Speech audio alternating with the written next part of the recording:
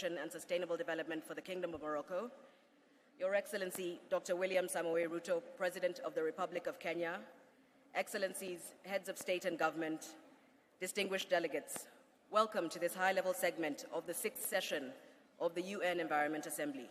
My name is Keisha Rukikaire. I work with UNEP Communications. Allow me to introduce first some of our senior leadership here at the UN. We have the President of the UN General Assembly, Mr. Dennis Francis. We have the President of the UN Economic and Social Council, Ms. Paula Narvaez. We have the Executive Director of the UN Environment Program, Ms. Inge Anderson. Now, before proceedings begin, a community program involving more than 500 children from Korogosho, which is an informal settlement in Nairobi. They use music education to provide these young people with opportunities to better themselves and their communities, including bettering their environments. We will also be treated to an East Coast rap battle featuring Dex McBean from Brooklyn on North America's East Coast and Frida Amani straight out of Dar es Salaam on Africa's East Coast. Now, just before these performances, I welcome you to watch a short video on the incredible story of the Ghetto Classics Orchestra. Thank you.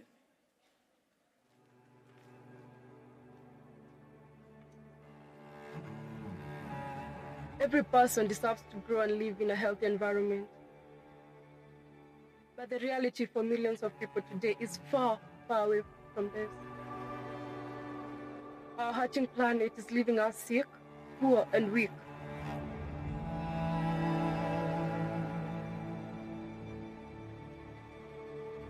But it can be different. Dreams can take flight in the most unexpected places.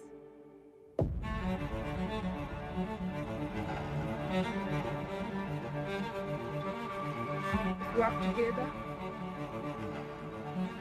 like a grand orchestra can create a different future for ourselves and the planet. Each instrument plays its part. Each melody, each harmony and drum beat, all working in rhyme.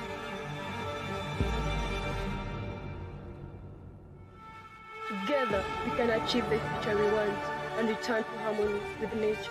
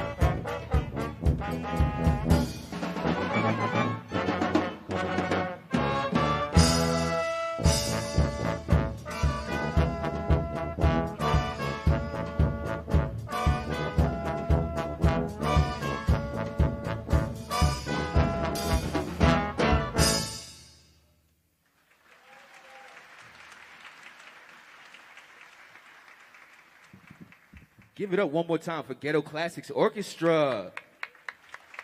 All right. It's the 50th anniversary of hip-hop. Do any of our member nations, do y'all like hip-hop?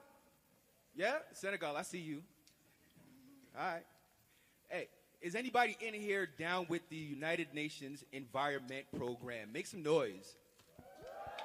Here we go. When I say get with the, y'all say program. Get with the program. Get with the program. When I say get with the, y'all say program. Get with the program. Get with the program.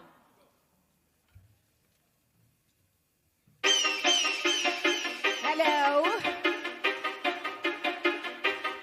My name is Frida Amani from Tanzania.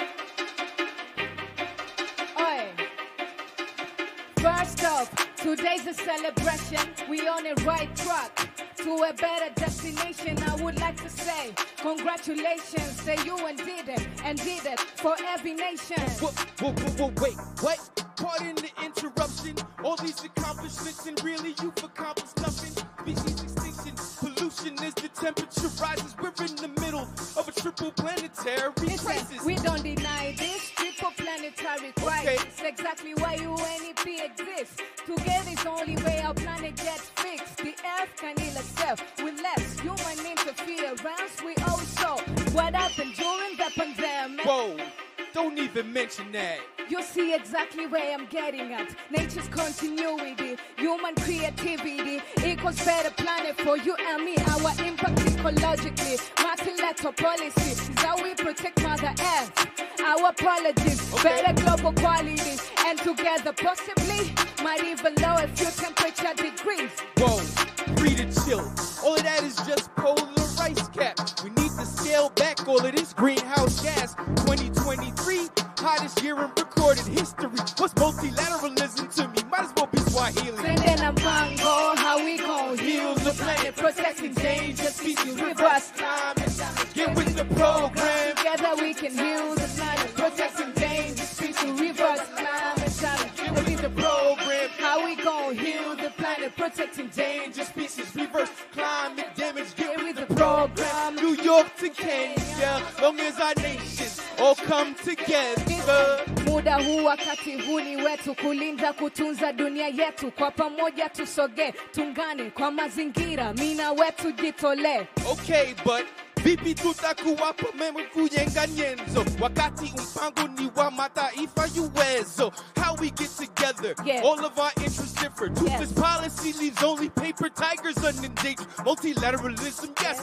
Local, not only global. Communities know best the effects of everything we go through. Biodiversity loss at an incredible cost. Don't think there's much the UN can do to reverse this course. I understand your frustration. Just try and give us patience. 2020 to 2030 is the time for restoration. Multilateralism is your vision. It's hard to make decisions and get the member nations to all honor their commitments. Yes, the challenges are proven, but so are the solution, like the Laos Agreement Fund to end plastic pollution. Oh, it won't be easy, but I'm understanding your plan. The best thing for us to come together and get with the program. How we gon' heal the planet, protecting endangered species, reverse climate damage. Get with the program. Together we can heal the planet, protecting endangered species, reverse climate damage. Get with the program. Together we gon' heal the planet, protecting endangered species, reverse climate damage. Get with the program. New York to Kenya, long as our nations all come together. Get with the when I say get with the, y'all say program. Get with the program. Get with the program. When I say get with the, y'all say program. Get with the program. Get with the program. How we gon' heal the planet, protecting endangered species, reverse climate damage. Get with the program. Brooklyn to Tanzania, long as our nations unite together like Pangea. Get with the program. Together we gon' heal the planet, protecting endangered species, reverse climate damage. Get with the program. New York to Kenya, long as our nations unite together. Get with the program. When I say get with the, y'all say program. Get with the program. Get with the program. Make some noise for yourselves. Shout out to the UNEP. Shout out to Event Rep. Frida, thank you.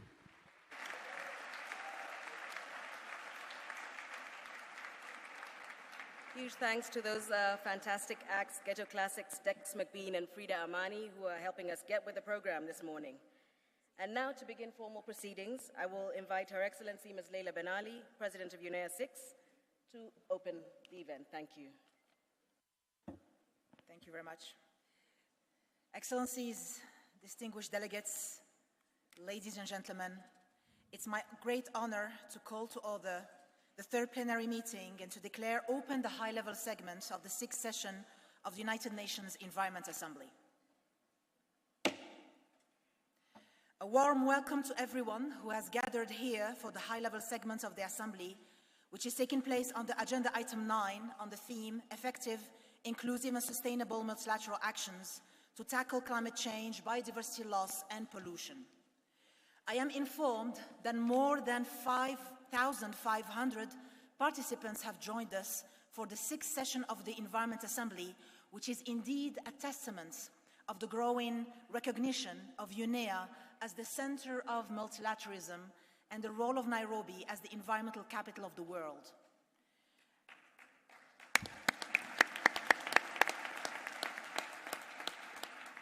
As you may know, the high-level segment consists of the present opening plenary, national statements, 3 leadership dialogues, 1 multi-stakeholder dialogue, and the closing plenary tomorrow afternoon.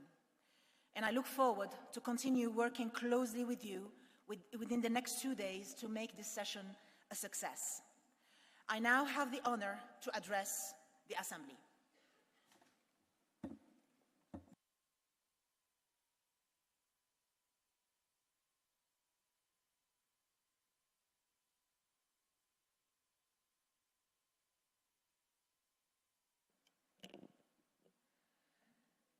Excellency, Dr. William Ruto, President of the Republic of Kenya and Commander-in-Chief of the Kenya Defense Forces. Excellency, Denis Francis, President of the 78th session of the United Nations General Assembly. Excellency, Paula Narvaez, President of the United Nations Economic and Social Council. Excellency, Mrs. Inga Anderson, Executive Director of the United Nations Environment Programme, dear heads of states, excellencies, honorable ministers, distinguished delegates, ladies and gentlemen, all protocol observed, it is my great pleasure to welcome you all to the 6th session of the United Nations Environment Assembly, hosted in Nairobi, the home of the United Nations Environment Programme for over 50 years. Marhaba, bienvenue, welcome, bienvenido, and karibu. Another Swahili word that I learned during my visit to the Karura forest to plant trees, thanks to the exceptional leadership of President Dr. William Ruto and First Lady Rachel Ruto on environment and ecosystem restoration, is mazingira.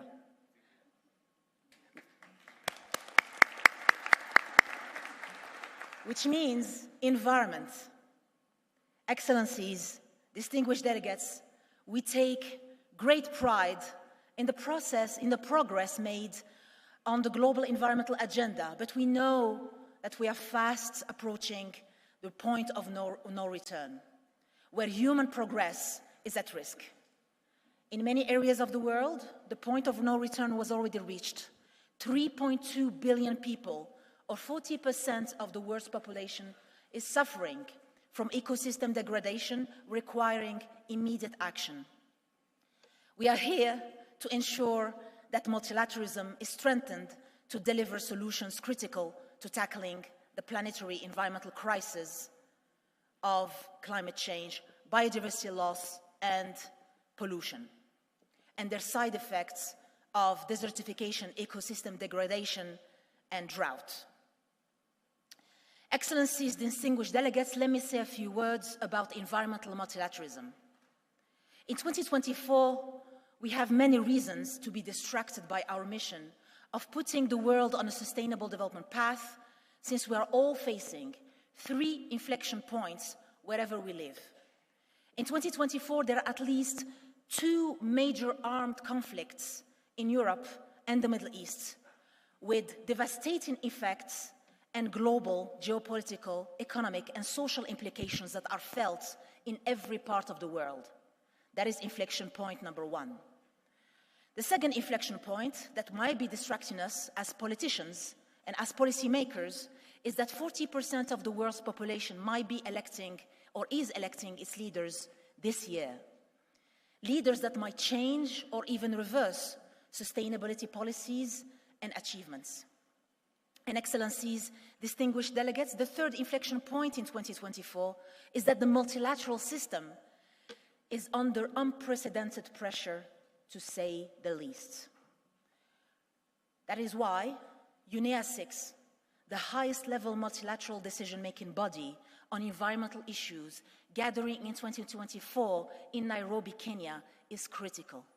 We are here at UNEA-6 to consolidate the achievements of our predecessors and to stay focused on our mission. We are here because we firmly believe in multilateral cooperation and international solidarity. My deep appreciation to UNEP for supporting member states and helping us stay focused on our mission at this critical time. My most sincere appreciation to UNEP Executive Director, Mrs. Inger Anderson, and her team for their unwavering commitment to steer global efforts to strengthen the environmental pillar of Sustainable Development Goals.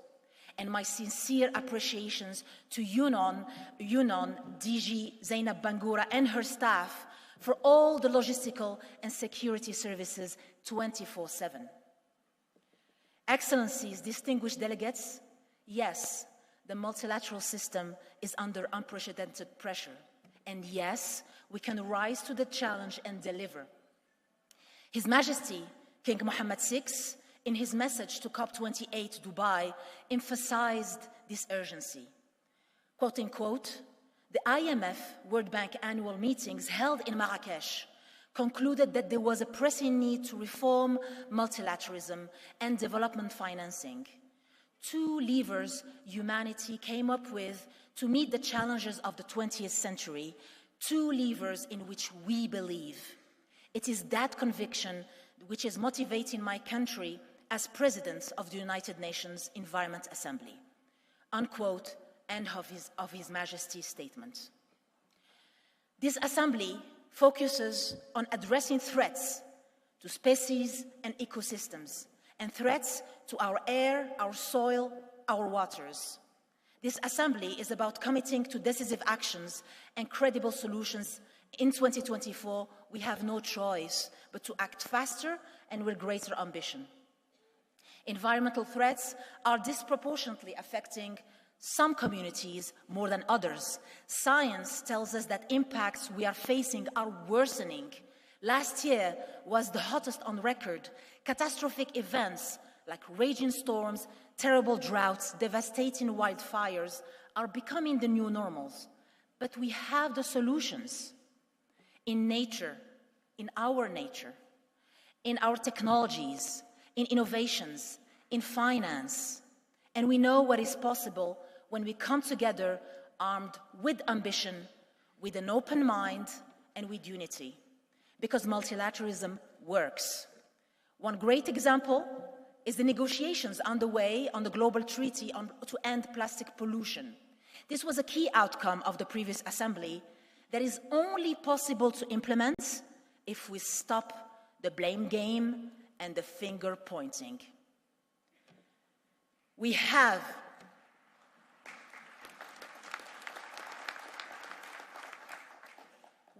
the opportunity to leave our mark this year too, in committing to ambitious actions on a range of environmental challenges.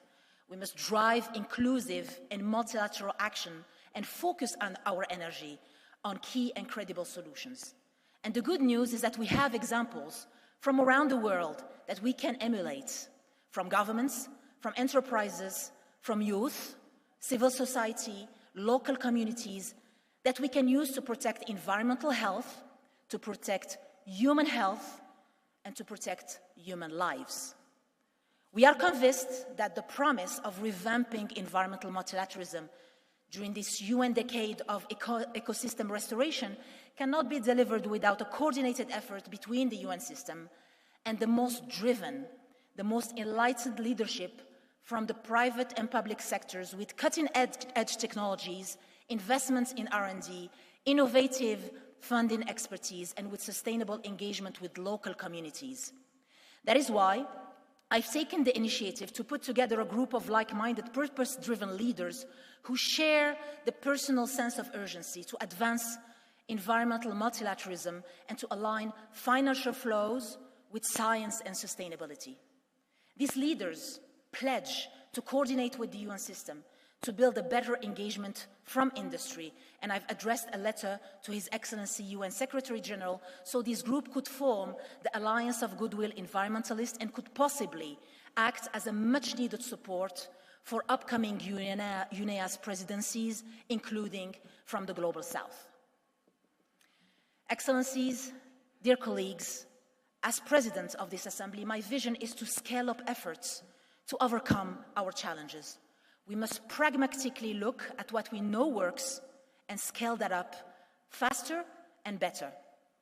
We must nurture what unites us and build on the synergies between the different multilateral environmental agreements and other multilateral agencies. But I also believe, given the fast pace of innovation, that we must stay curious regarding solutions that are yet to be proven, so that we can take, as policymakers, informed and science-based decisions at the right time. Action, credibility, and implementation at all levels is the only way for the resolutions adopted by this Assembly to help us to build the roadmap we want for the environment and sustainable development. In the draft ministerial declaration, we agreed as member states to take ambitious action to achieve climate-resilient development and protect our communities against disasters exacerbated by the triple planetary crisis. We are on the verge of agreeing, Excellencies and dear colleagues, to elevate action to tackle all forms of pollution.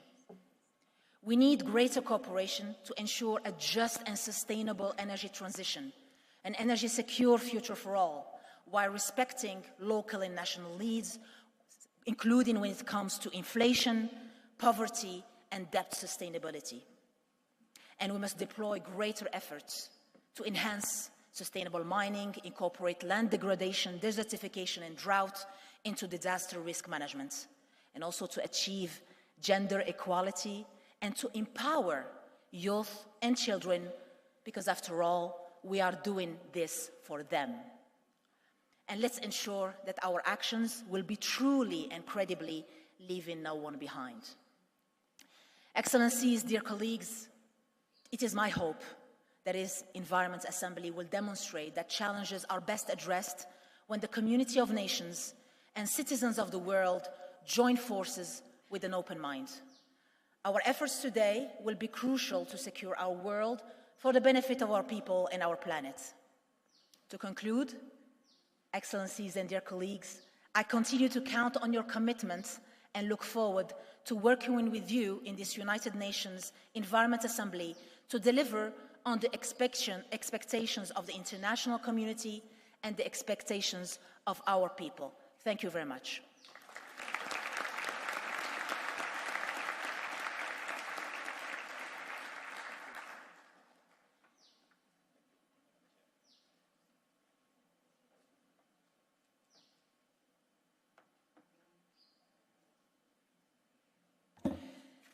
It is now my honor to invite His Excellency Denis Francis, President of the 78th session of the United Nations General Assembly, to address the Environment Assembly.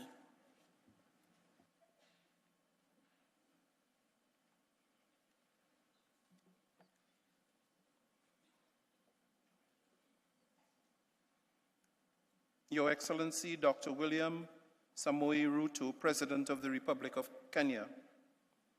Your Excellency Paula Narvaez, President of the United Nations Economic and Social Council.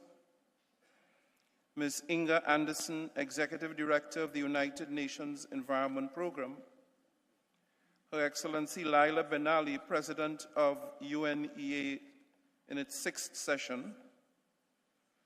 Esteemed heads of state and government, Dr. Tedros Ghebreyesus, Director General of the World Health Organization, Excellencies, distinguished guests, ladies and gentlemen. Allow me to express my sincere appreciation to Your Excellency, the President of Kenya, and to the government and people of Kenya for the gracious hospitality extended to me and my delegation since our arrival to attend this auspicious 6th session of the United Nations Environment Assembly. I would like also to congratulate Madam President of the Assembly, Your Excellency Laila Ben-Ali, the Minister of Energy, Transition, Sustainable Development of the Kingdom of Morocco, for her steadfast leadership as President of the Assembly in advancing the pivotal discussions on the agenda. It is an honor to be in Nairobi, a significant UN hub and home of UNEP. My attendance in UNEA-6 also affords me, as President of the UN General Assembly, the opportunity to engage with government representatives and the host country, civil society, the scientific community, and the private sector on how best to unleash multilateral action across the 2030 Agenda for Sustainable Development. One cannot but feel the strength in numbers today and the timeliness of this forum as an additional platform to tap our collective potential and comparative advantages to make a real difference in reviving our strained multilateral system. Excellencies, we are without doubt at a critical moment for the planet and for the unity of purpose we will need if we hope to achieve our 2030 aspirations. For years, we have known that a healthy environment is both an essential requirement for and a key enabler of a more safe, just, and prosperous tomorrow. Yet we are woefully off track in meeting the Sustainable Development Goals, the only comprehensive blueprint that was designed to offer ambitious, targeted solutions to address the converging challenges of our time. At the 2023 SDG Summit, world leaders acknowledged this reality and pledged to accelerate progress across all SDGs, including by tackling environmental issues. In the landmark political declaration adopted in September, the world leaders called for stronger implementation of the United Nations Framework Convention on Climate Change and the Paris Agreement, especially in the areas of mitigation, adaptation, and means of implementation. They vowed to take action, urgent action, to halt and to reverse biodiversity loss, including by ensuring the fair and equitable sharing of benefits from genetic resource use. And importantly, they acknowledged the serious threats posed by plastic, air, and chemical pollution, expressing firm support for an internationally, legally binding instrument on plastic pollution. This is groundbreaking work that is already underway and making history here in Nairobi. As the world's Parliament on the Environment, the United Nations Environment Assembly is supremely well placed to advance these priorities and to bring about the tangible, integrated results we urgently need across the sustainable development continuum. As the international community, we must move the dial because the current trajectory is not ideal, to say the least. The global temperature has risen 1.5 degrees over a 12-month period for the first time on record. Plastic particulates have been found in every ecosystem on the planet. As UNEP and others conducting research have long warned, if we do nothing, the volume of plastic production will continue to spiral out of control, and by 2050 there will be more plastic in the oceans than fish. And biodiversity is degrading at the fastest rate in history, while air, water, and land pollution are causing 9 million premature deaths each year. I repeat, 9 million premature deaths each year. Given that we are confronting an environmental emergency and the consequential need to act with urgency, we must ensure that the outcome of this UNEA-6 advances the human right to a clean, healthy, and sustainable environment, that it promotes truly multilateral responses to restore the balance with nature, and that the UNEA-6 outcomes bring about a future that is more equitable, inclusive, and resilient for all peoples everywhere. As President of the General Assembly, I proudly embrace my duty to maximize convergence, to create spaces for constructive dialogue, and to encourage member states and stakeholders alike to work shoulder to shoulder in advancing balanced progress. There are several prime opportunities on the horizon. The third UN Conference on Landlocked Developing Countries and the fourth International Conference on Small Island Developing States are pivotal occasions to support countries that have contributed the least but are disproportionately impacted by the effects of climate change and biodiversity loss. In addition, the General Assembly will convene in an inaugural Sustainability Week from 15th to 19th April at United Nations headquarters in New York. The high-level gathering, a cornerstone of the shared future we want. To that end, I encourage all member states to participate at the highest possible levels. Equally, I wholeheartedly applaud UNEA-6 aims to amplify the Summit of the Future and its anticipated outcome, the Pact of the Future, through its ministerial declaration to be adopted this week. I have no doubt that this will be an invaluable input for the summit, as world leaders will gather in New York in September to seek to revitalize multilateral cooperation and forge a new global consensus on how to deliver better for people and planet. In all these endeavors, let us be clear that we are called to action in the service of, quote unquote, we the peoples, especially all those who have been underserved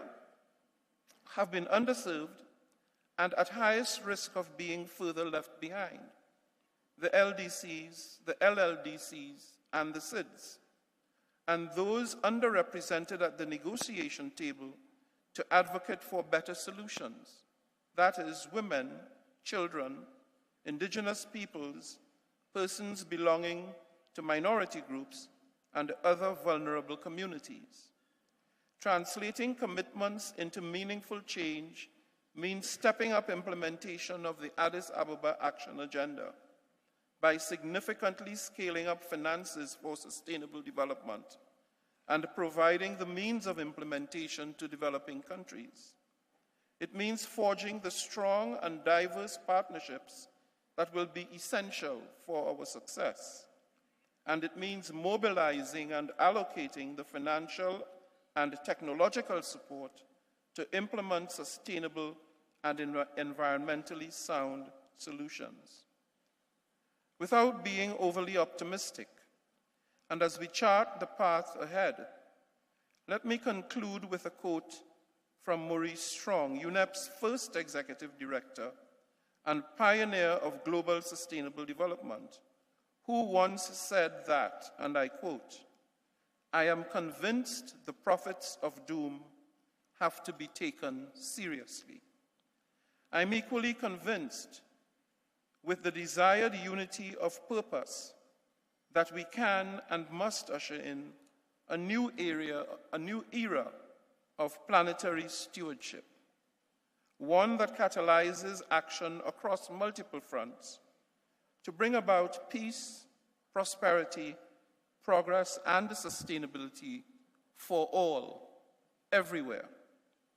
I stand ready to mobilize the General Assembly to that end. Yes, we are facing formidable challenges, but I firmly believe that we can overcome the deepening geopolitical tensions, acting in unison and laser-focused in our ambition.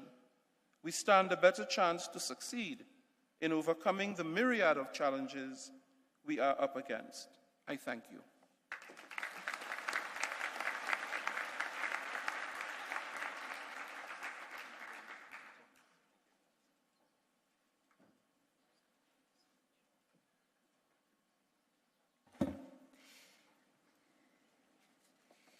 Thank you very much to the President of the General Assembly for this statement. I am pleased now to invite Her Excellency Paula Narvaez, President of the Economic and Social Council, to address the Environment Assembly.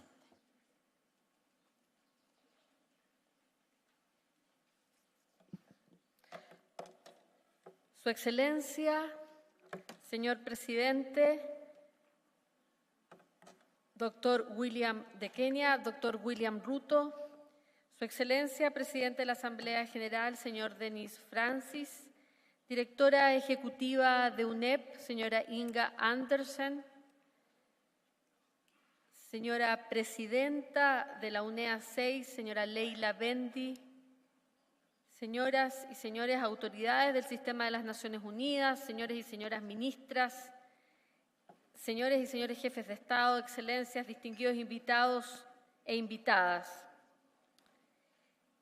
Es un verdadero placer sumarme a ustedes en esta fecha, en el 6º periodo de sesiones de la Asamblea de las Naciones Unidas sobre el Medio Ambiente. Mientras estamos reunidos, el mundo se enfrenta a retos sin precedentes que exigen una acción urgente y colectiva. El tema del 6º periodo de sesiones de esta Asamblea, medidas multilaterales eficaces, integradoras y sostenibles para hacer frente al cambio climático, la pérdida de biodiversidad y la contaminación, subraya la magnitud de las crisis a las que nos enfrentamos y la necesidad imperiosa de adoptar medidas decisivas para hacerles frente. La triple crisis planetaria del cambio climático, la pérdida de biodiversidad y la contaminación constituye una amenaza para el núcleo esencial de la existencia. Las cifras son elocuentes. 1.300 millones de personas corren el riesgo de sufrir los efectos del cambio climático y 1 millón de especies se enfrentan a la extinción debido a las actividades humanas. La contaminación en sus diversas formas se cobra la vida de 9 millones de personas al año. Tras alcanzar el punto medio de nuestra Agenda 2030, nos enfrentamos a una disyuntiva crítica. Lo sabemos, los objetivos que nos proponemos son ambiciosos, pero también sabemos que son alcanzables. Sin embargo, el progreso se realiza a un ritmo que es insuficiente y los retos que nos aguardan son de enormes proporciones. En cifras, el 50% de las metas de los ODS no han avanzado lo suficiente. La mitad, estamos diciendo. El 30% se han estancado o han retrocedido y el 15% definitivamente no van por buen camino. Los resultados de la cumbre sobre los ODS del 2023 dejaron en claro que aunque se han logrado avances, falta muchísimo para que alcancemos los objetivos al 2030. Por eso debemos reconocer que los objetivos están interconectados y que es necesario actuar con sinergias. No podemos permitirnos abordar estos retos de forma aislada. Deben enfrentarse de forma holística, intentando alcanzar una comprensión global de sus interrelaciones, no más fragmentaciones. Hay muchos ejemplos que subrayan la necesidad urgente de adoptar enfoques coordinados e integrados, como demuestra el reciente informe publicado por el Departamento de Asuntos Económicos y Sociales y la Convención Marco sobre el Cambio Climático. En este informe se destacan algunos datos importantes que justifican estas sinergias. Por ejemplo, hay pruebas que vinculan a la acción para el clima con el 80% de los objetivos de la Agenda 2030, lo que ofrece oportunidades para políticas integradas y efectivas. Los beneficios colaterales para la salud y la agricultura pueden compensar los costos de las políticas climáticas e impulsar el Producto Interno Bruto Mundial. Es decir, hay oportunidades. Las políticas climáticas eficaces pueden reducir el costo de lograr el acceso universal a la electricidad en el África subsahariana. y alinear las iniciativas climáticas y los ODS podría dar lugar a un aumento impactante de 43 billones de dólares en la producción económica para el 2070. Los beneficios de estos planteamientos integrados son innegables, pero será necesario adoptar nuestras políticas y acciones de manera deliberada, y creo que esto es posible. Distinguidas delegadas, distinguidos delegados, hemos comenzado ya los preparativos para convocar al Foro Político de Alto Nivel sobre Desarrollo Sostenible del 2024 bajo los auspicios del Consejo Económico y Social de las Naciones Unidas en el mes de julio. Ello justo después de los resultados de la cumbre de los ODS del 2023 y de este sexto periodo de sesiones de la Asamblea de las Naciones Unidas sobre Medio Ambiente.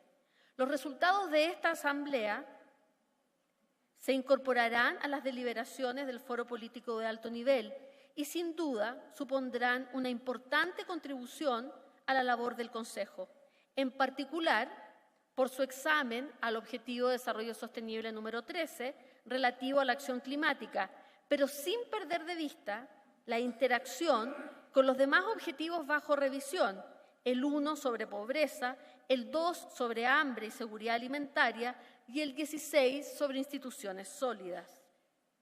Al iniciar nuestras deliberaciones en este periodo de sesiones, reafirmemos nuestro compromiso con las acciones multilaterales eficaces, como aquí se ha dicho, inclusivas y sostenibles.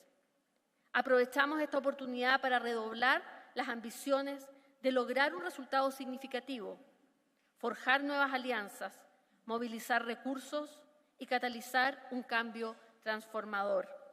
El mundo nos está mirando y pide resultados y soluciones. Ofrezco el Consejo Económico y Social como una plataforma de trabajo integrada que permita avanzar hacia políticas significativas y eficaces y hacer del desarrollo sostenible una verdadera realidad. Muchas gracias.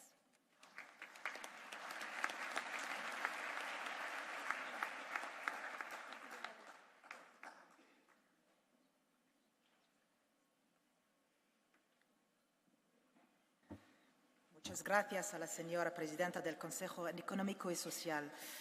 At this stage, I invite the Assembly to view a video message of His Excellency Antonio Guterres, Secretary General of the United Nations, who was unable to join us in person.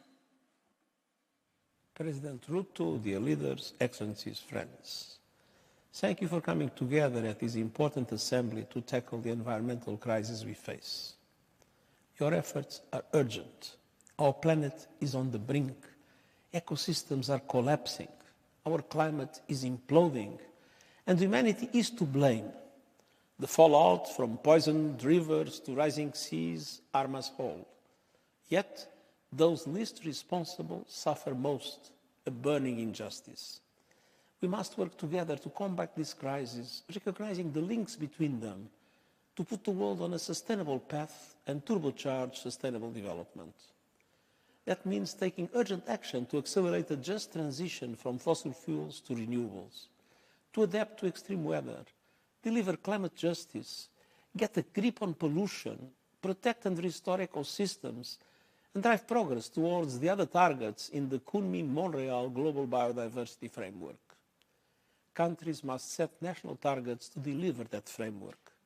They must capitalize the new Loss and Damage Fund, and they must create new economy-wide nationally determined contributions by 2025 that align with limiting global temperature rise to 1.5 degrees Celsius. Together, we need governments to deliver a new treaty on plastic pollution and to massively increase finance for sustainable development and for climate and biodiversity action in developing countries. I urge countries to deliver our proposed SDG stimulus. And all commitments made by developed countries must be met. We must also ensure that production and trade of those minerals critical to the renewables revolution is sustainable and provides maximum benefit to developing countries. The United Nations panel on critical energy transition minerals will support these efforts. This Assembly plays a vital role in driving environmental action. And you have shown before that you can unite and deliver most recently with your historic decision to negotiate a plastic treaty. I urge you to do so again and go further. There are many important resolutions before you, so please take this chance to drive multilateral solutions. Let's see the Nairobi spirit deliver once again. Thank you.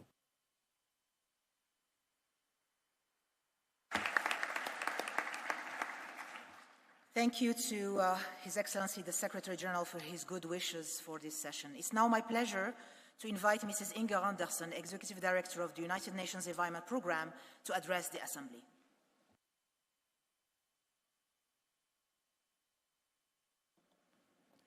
Your Excellency William Samoei Ruto, President of the Republic of Kenya, Excellencies here gathered to the UNEA, Excellency Denis Francis, President of the General Assembly of the United Nations, Excellency Paula Navais, President of ECOSOC, ministers, ambassadors, delegates, partners and friends, activists, welcome to Nairobi. Special welcome, of course, to my colleagues from the United Nations. It's a pleasure to see you all here from other agencies. Welcome to this high-level opening of the 6th session of the United Nations Environment Assembly here in beautiful Nairobi, our home, the environmental capital of the world, as we like to call it. My thanks to you, President Ruto, for continuing to strengthen Kenya's commitment to UNEP and indeed to global environmental action. Excellencies, we are here because the environmental crises facing the world are spreading and intensifying. We are living in an age of a climate emergency, and the warning lights on the planetary dashboard are glowing red hot. We are living in an age of withering nature, of dying lands and vanishing species. We are living in an age of a planet and people poisoned by chemicals and plastic, by waste and pollution of all kinds. Our high carbon, resource-hungry growth has sent some planetary systems teetering on the edge of the tipping points.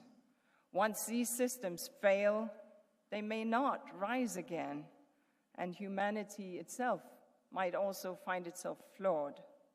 But we cannot and must not despair, because the power of change lies with us, with you, with the members of this assembly, the governments they represent and who make up the wider UNEA and the UNEP family, from the multilateral environmental agreements to the scientists, from civil society to youth, from indigenous people to businesses and financiers who know that they must do things differently.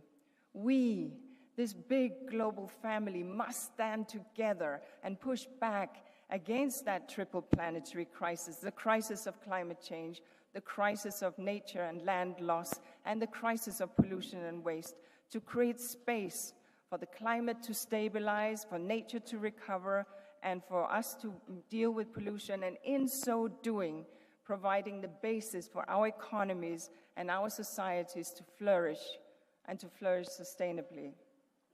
We must push back against this crisis in lockstep to create space for those who follow, and in so doing, creating intergenerational equity and helping youth go stronger and wiser than those who went before them did. Excellencies, we cannot push back with the force required if we are divided. True strength comes from unity. So I ask this assembly, as the Secretary General just did, to do what it does best. I ask this assembly to put aside national and regional differences and remember that we live on this one little blue planet called Earth. Think of the planetary cycles, not electoral cycles. Think long-term. Look beyond the horizon. Remember that if my air is dirty, if my climate is changing, if my shores are awash with plastic, yours are too. If we stand together, or we will either stand together or we will fall together. That is inclusive multilateralism. So I ask this assembly to once again show the Nairobi spirit, that spirit which we believe lives here on these rolling hills in Gigiri, that spirit that 2 years ago put us on a path to end plastic pollution. And I ask that you conclude the hard work that has gone on over the past weeks and months by passing the resolutions and decisions on the table in the strongest form possible, and to show the world that the Nairobi spirit is alive and well. And of course, once passed, to expeditiously implement them with determination. But I also ask you to recall that this assembly is more than just a set of resolutions or decisions. This is where the global community gathers to think and to dream bigger, to reimagine how we can work better and smarter and harder and faster together to hold the future that we want in our mind's eye and to make it happen. We saw that vision yesterday when the many multilateral environmental agreements that set the global guardrails on the environment came together here in Nairobi for the first time. It was a bit of a family reunion. They sought ways to lift each other up, to unite, and to become more than the sum of their parts. These agreements have already delivered many results. Let's recall some. Protecting the ozone layer. Many species and huge areas of land and sea protected. Slowed the rate of climate change.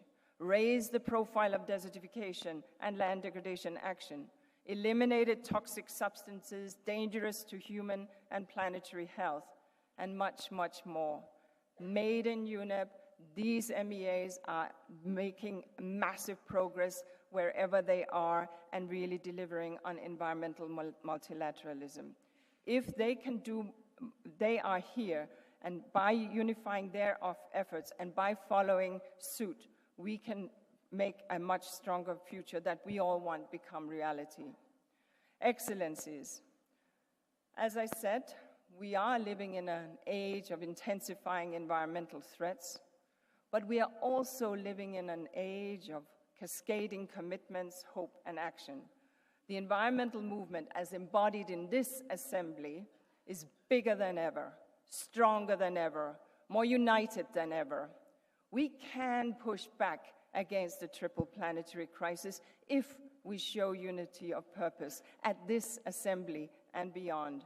We can purpose to shun fossil fuels and look towards renewable energy sources, purpose to conserve and restore the natural world and our lands, which gives us life, purpose to keep harmful chemicals, pollution, and waste out of our ecosystem, and yes, out of our bodies.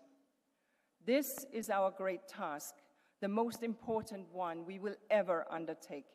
Billions of people are depending on us to succeed. Let's not let them down. Thank you.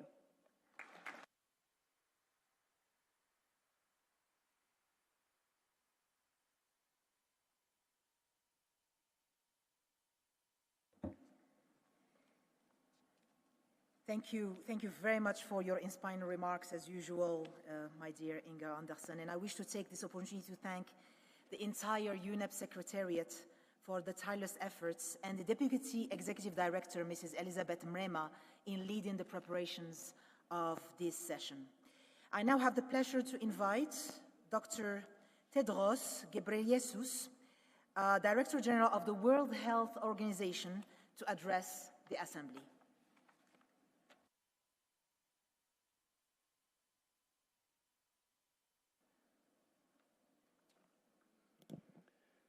Thank you, Your Excellency. Jambo. Habari yako. Salamu Kenya. Thank you. Your Excellency, President William Ruto, Your Excellency Dennis Francis, President of the UN General Assembly, Excellencies, Heads of State and Government, Honorable Minister Laila Ben Ali, President of the UN Environment Assembly, Excellency Paula Narvaez, President of ECOSOC, and my colleague and sister Executive Director Inge Andersen, Excellencies, dear colleagues and friends. It's an honor to be here, and I thank Inge and UNEP for the invitation to address you today. The health of humans, animals, and our environment are woven together in a bond that's inextricable, yet fragile. This is not a new realization. The father of medicine, Hippocrates, said, "The physician treats, nature heals." We're now relearning what humans have always known, but which, since the Industrial Revolution, we have forgotten or ignored, that when we harm our environment, we harm ourselves. For centuries, we have plundered our planet in the name of progress. Now, we're paying the price with a triple planetary crisis: climate change, biodiversity loss, and pollution. If our planet were a patient, it would be admitted to intensive care. Its vital signs are alarming. It's running a fever, with each of the last 9 months the hottest on record. As we hurtle towards the 1.5-degree threshold, its lung capacity is compromised, with the destruction of forests that absorb carbon dioxide and produce oxygen. And many of the Earth's water sources, its lifeblood, are contaminated. Most concerning of all, its condition is deteriorating rapidly.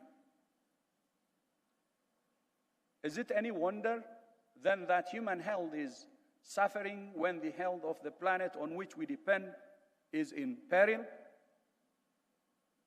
More frequent and severe weather events cause deaths and injuries, as you know, and damage to health facilities and other essential infrastructure.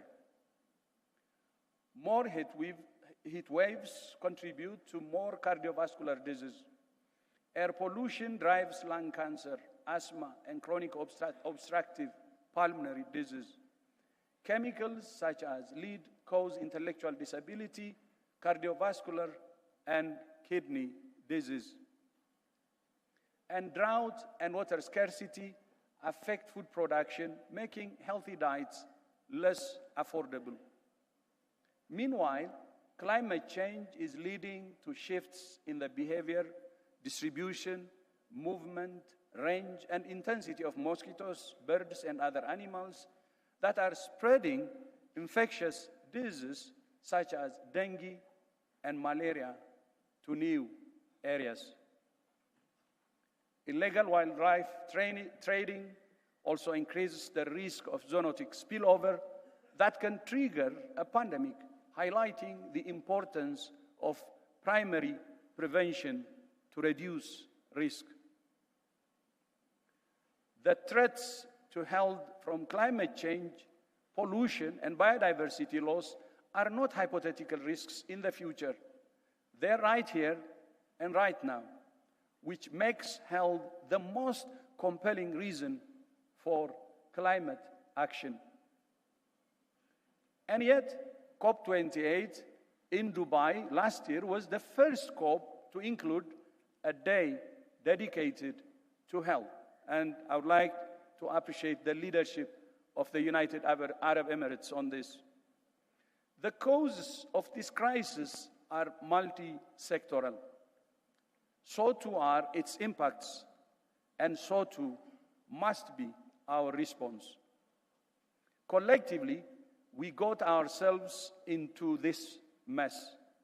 Collectively, we must get ourselves out of it. No single country and no single agency operationalize a One Health approach. One Health is one of the important issues that WHO member states are now discussing as part of their negotiation of the new pandemic agreement ahead of the World Health Assembly in just 12 weeks' time. I urge you all to voice your support for the agreement. Your work this week will have a direct bearing on the realization of a One Health approach. And I welcome the 6 areas Executive Director UNGA has outlined in her report in which countries can take more effective, inclusive, and sustainable multilateral action. In particular, the resolutions on air quality and chemicals, waste, and preventing pollution are important for driving sustained multi-sectoral action to protect the health of people and planet. We would also like to see health reflected strongly in the new agreement on ending plastic pollution. In this and many other areas, WHO remains committed to supporting all countries with evidence-based technical tools, including our air quality guidelines, the Global Framework on Chemicals, and the WHO Chemicals Roadmap. Excellencies, dear colleagues and friends, the patient is in peril, and the patient is our planet. Band-aid solutions will not do. We need transformative action. We must transform our energy and transport systems, our food systems, our health systems, and we must transform, especially ourselves, to break out of siloed mindsets and work for effective, inclusive, and sustainable multilateral action, because we have no other choice. For everything that makes us different, we're one species, sharing the same DNA and the same planet. We have no future but a common future. I thank you. Asante sana. And finally, I would like to take the opportunity to appreciate President Ruto's leadership and commitment to universal health coverage, and also for hosting UNEP, one of our excellent agencies, and also for hosting this assembly. Asante sana, Your Excellency.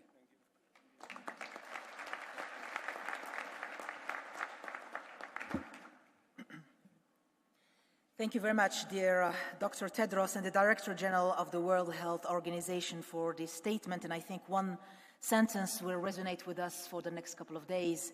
The physician treats, nature heals. Thank you. The Assembly will now hear statements by heads of states and governments.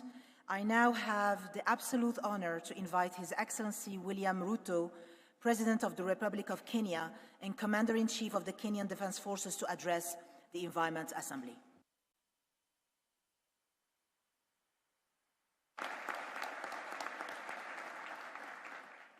Thank you very much, Madam Leila.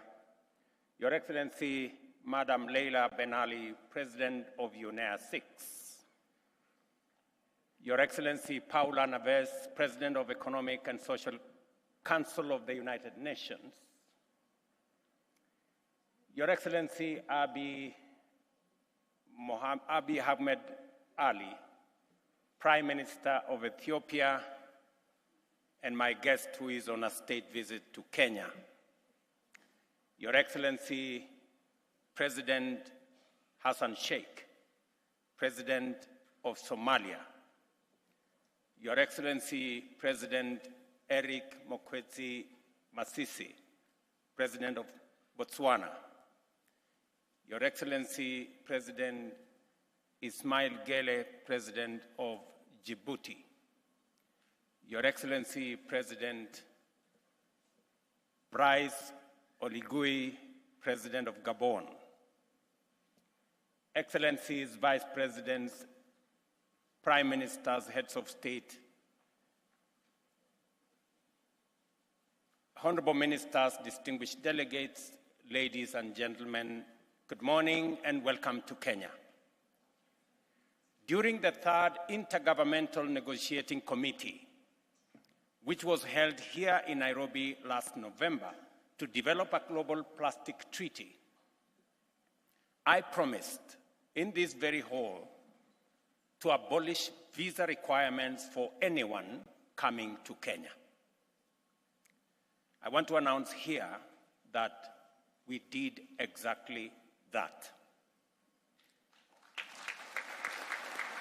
And we did it for a couple of reasons. Number one, because Kenya hosts the only UN headquarters in the Global South, the largest UN headquarters in the world, and also that Kenya is the home of humanity. And therefore, to require anybody to get a visa while going home is not fair. And that is why I take this opportunity to welcome all of you home. Welcome home.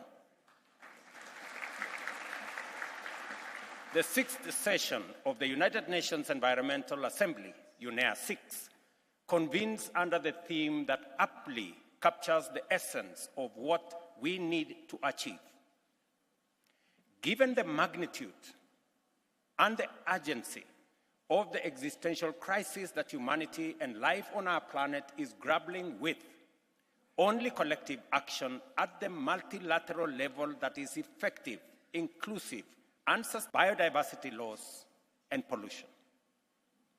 Fortunately, we are now aligned in terms of the need to move together rapidly in order to catch up with and overtake this crisis. We are propelled by the momentum of the 2023 COP28, which took place in Dubai last November and concluded on a hopeful note with a number of historical decisions. First, COP28 emphasized that simultaneously transitioning away from fossil fuels while tripling renewables and doubling efficiency is a collective priority. Second, it positions resilience and adaptation at the center of climate action, clearly defining the limits connecting nature, health, agriculture, and food system chains, as well as peace and security.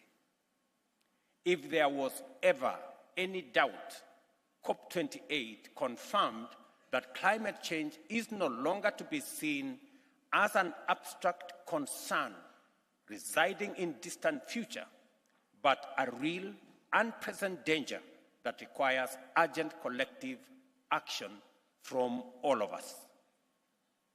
This distinguished assembly, UNEA-6, is the first intergovernmental global meeting after COP28. This places upon this assembly a tremendous responsibility to expeditiously deliver on its agenda in full and thereby demonstrate the power of international cooperation and effective multilateralism. This is a challenging task, which is complicated by the fact that nations of the world are also grappling with a dynamic complex of interconnected and multifaceted threats, risks, uncertainties, and shocks ranging from a sluggish economic growth, conflict and wars, and geopolitical fragmentation. This situation is exacerbated by an alarming climate change trend whose implications are now impossible to ignore. Record-breaking temperatures on one end, catastrophic droughts and floods, escalating sea levels, landslides, rampant wildfires. If anybody watched TV last night, we were witnessing huge wildfires in the US, severe cyclones which have become frequent and familiar in many regions worldwide. Science is unequivocal that human activity are the primary catalyst for this phenomena. Consequently, as humankind, we are faced with a critical decision to radically alter our course or persist on the current path, endangering our very existence. Undoubtedly, we collectively appreciate this predicament, yet our track record on course correcting is mixed. On one hand, undeniable progress has been made on several fronts.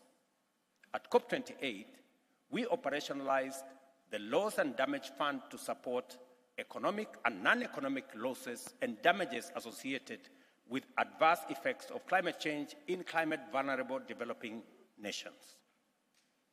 At the same time, the adoption of the coming Montreal Global Biodiversity Framework was pivotal in defining the actions that must be taken under and within this decade in order to curb biodiversity loss by 2030 and set the planet on a path of restoration and recovery. I welcome the progress being made in the ongoing negotiations for a legally binding global agreement aimed at ending plastic pollution, including its detrimental impacts on marine environment, because it brings us closer to mitigating humanity's collective vulnerability to a monumental crisis. These highlights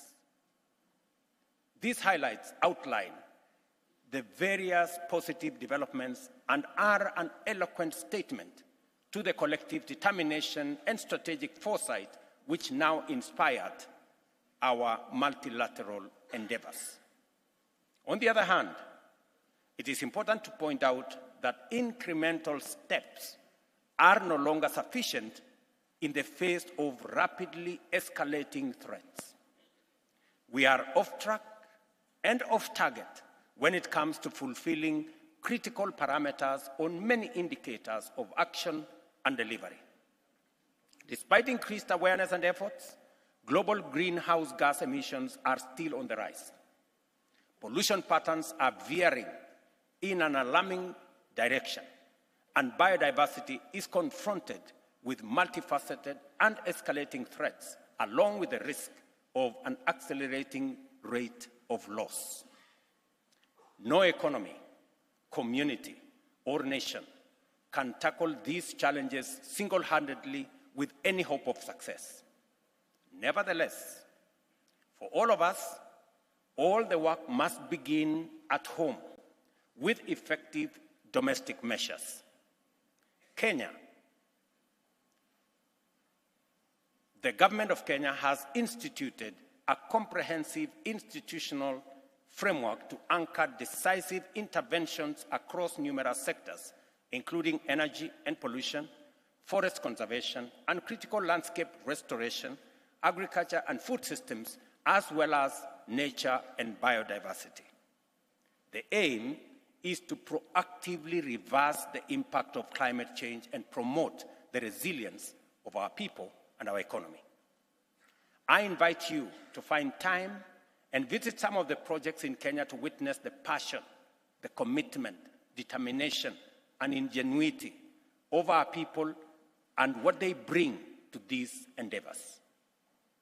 The understanding that the people are invested in climate action agenda and that our policies and strategies must make space for their effective participation has inspired the emergence of a bottom-up climate action paradigm in Kenya, complementing our bottom-up economic transformation agenda.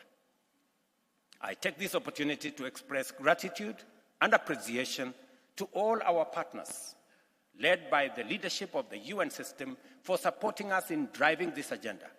I also invite you to mobilize your national leaderships as well as the leadership of various institutions in your countries to partner with us in global cooperation as a matter of great urgency. From experience, we know that the existing multilateral system is not up to the task. It is imperative for us to confront this truth with honesty and rectify glaring deficiencies which impede effective multilateralism. Our reform agenda must begin by attending to fundamental structural dimensions to realign multilateral institutions with core values of the international community, including sovereign equality and effective democratic representation as the basis of enhanced effective and inclusivity. If we fail in this critical endeavor, multilateralism in its present state might falter, struggle, and collapse in the face of dire global crisis, overwhelmed by pervasive distrust, skepticism, and disengagement.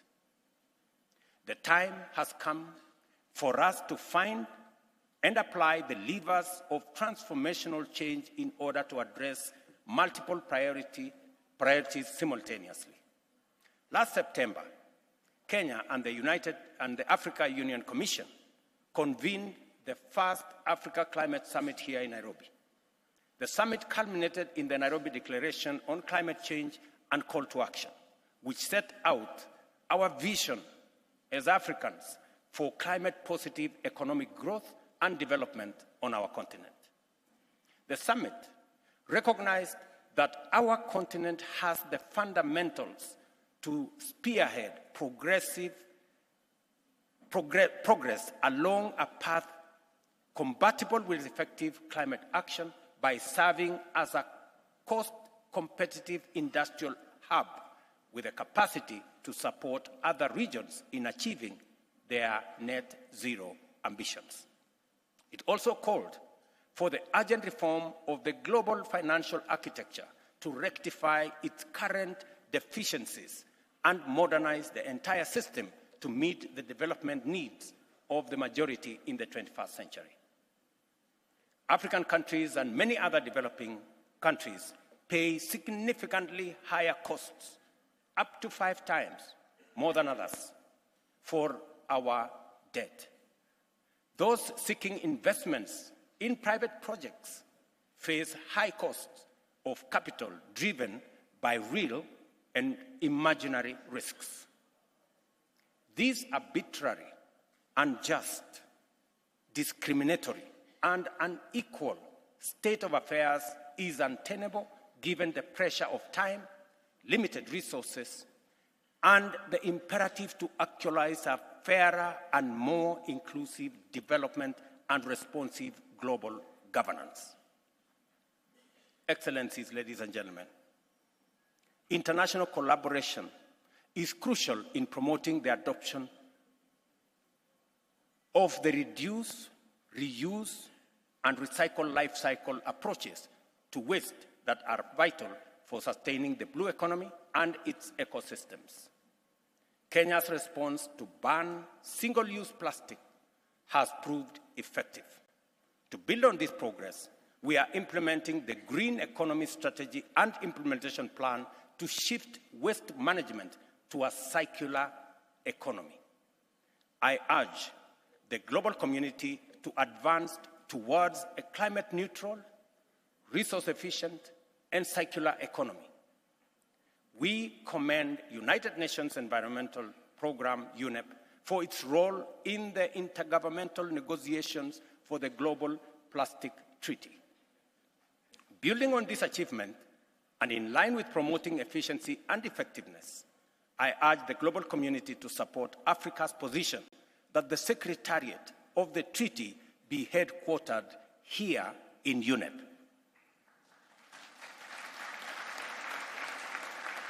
Excellencies, ladies and gentlemen, I have reasons for it. The current global environmental governance remains fragmented despite the historic agreement at the Rio+20 conference, which calls for the consolidation of headquarters functions in Nairobi. This governance fragmentation leads to policy inconsistencies, overlaps, inefficiencies, and wastage in the administration and implementation of multilateral environment agreement. Addressing environmental issues in this manner diminishes efficiency and effectiveness, undermining our ability to make meaningful change. Therefore, UNEP, as the global body with a mandate to set the environmental agenda, must enhance policy coordination, integration, and coherent implementation of the agreements while honoring each mandate. Likewise, UNEP should provide regular and robust platforms for exchange of information, knowledge, best practices, and lessons learned among multilateral environmental agreements and stakeholders, fostering consensus and enhancing the science-policy connection.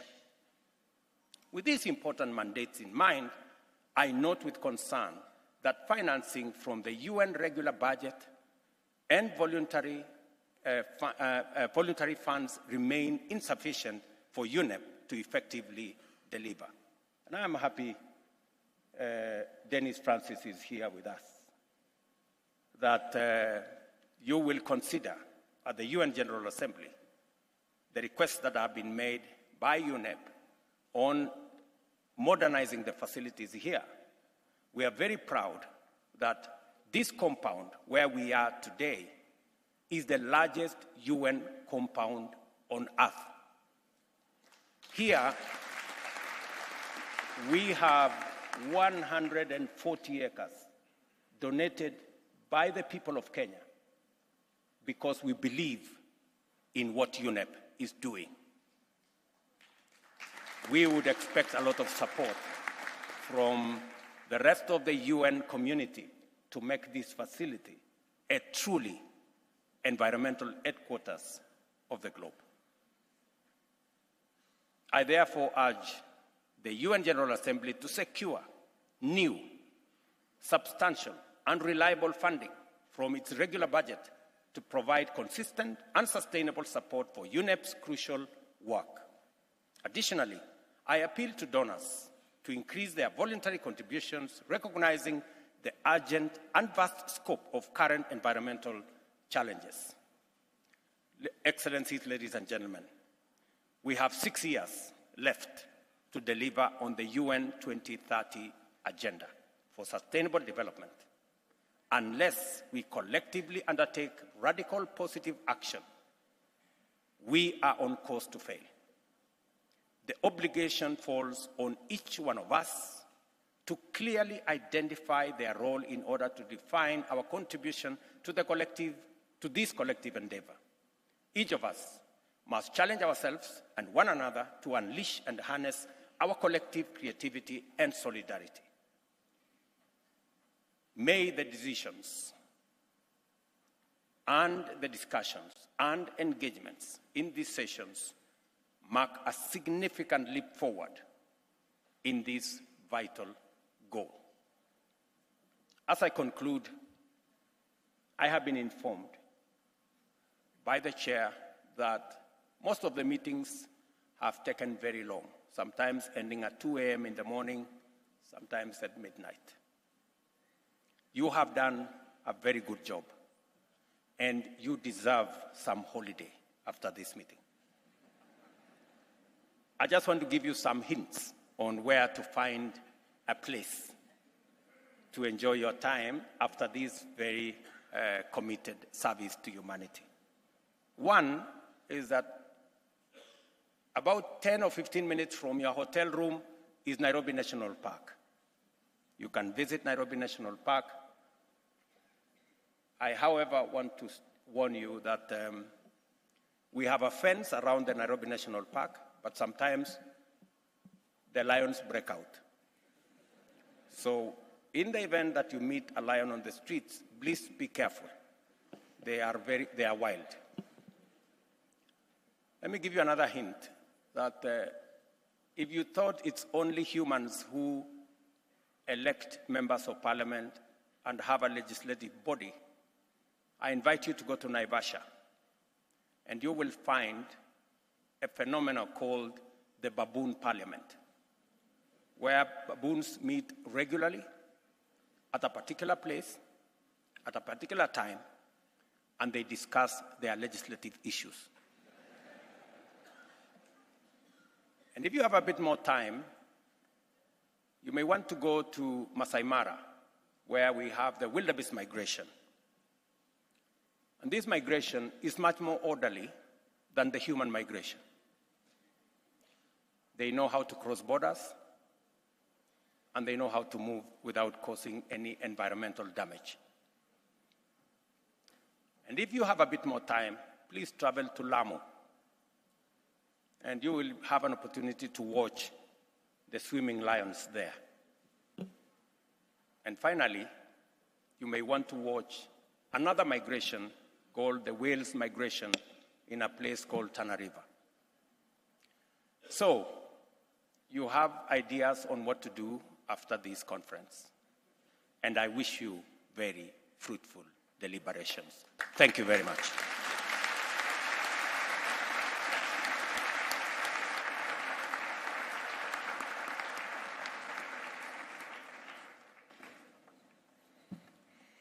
Thank you very much, Mr. President of the Republic of Kenya, for this statement, and also for the holiday hints in Kenya. I'm sure this assembly will need a lot of that.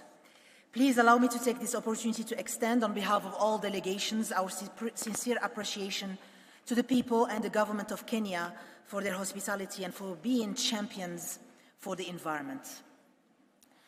I now have the honor to invite His Excellency Mogwitsi Eric Masisi, President of the Republic of Botswana, to address the Assembly.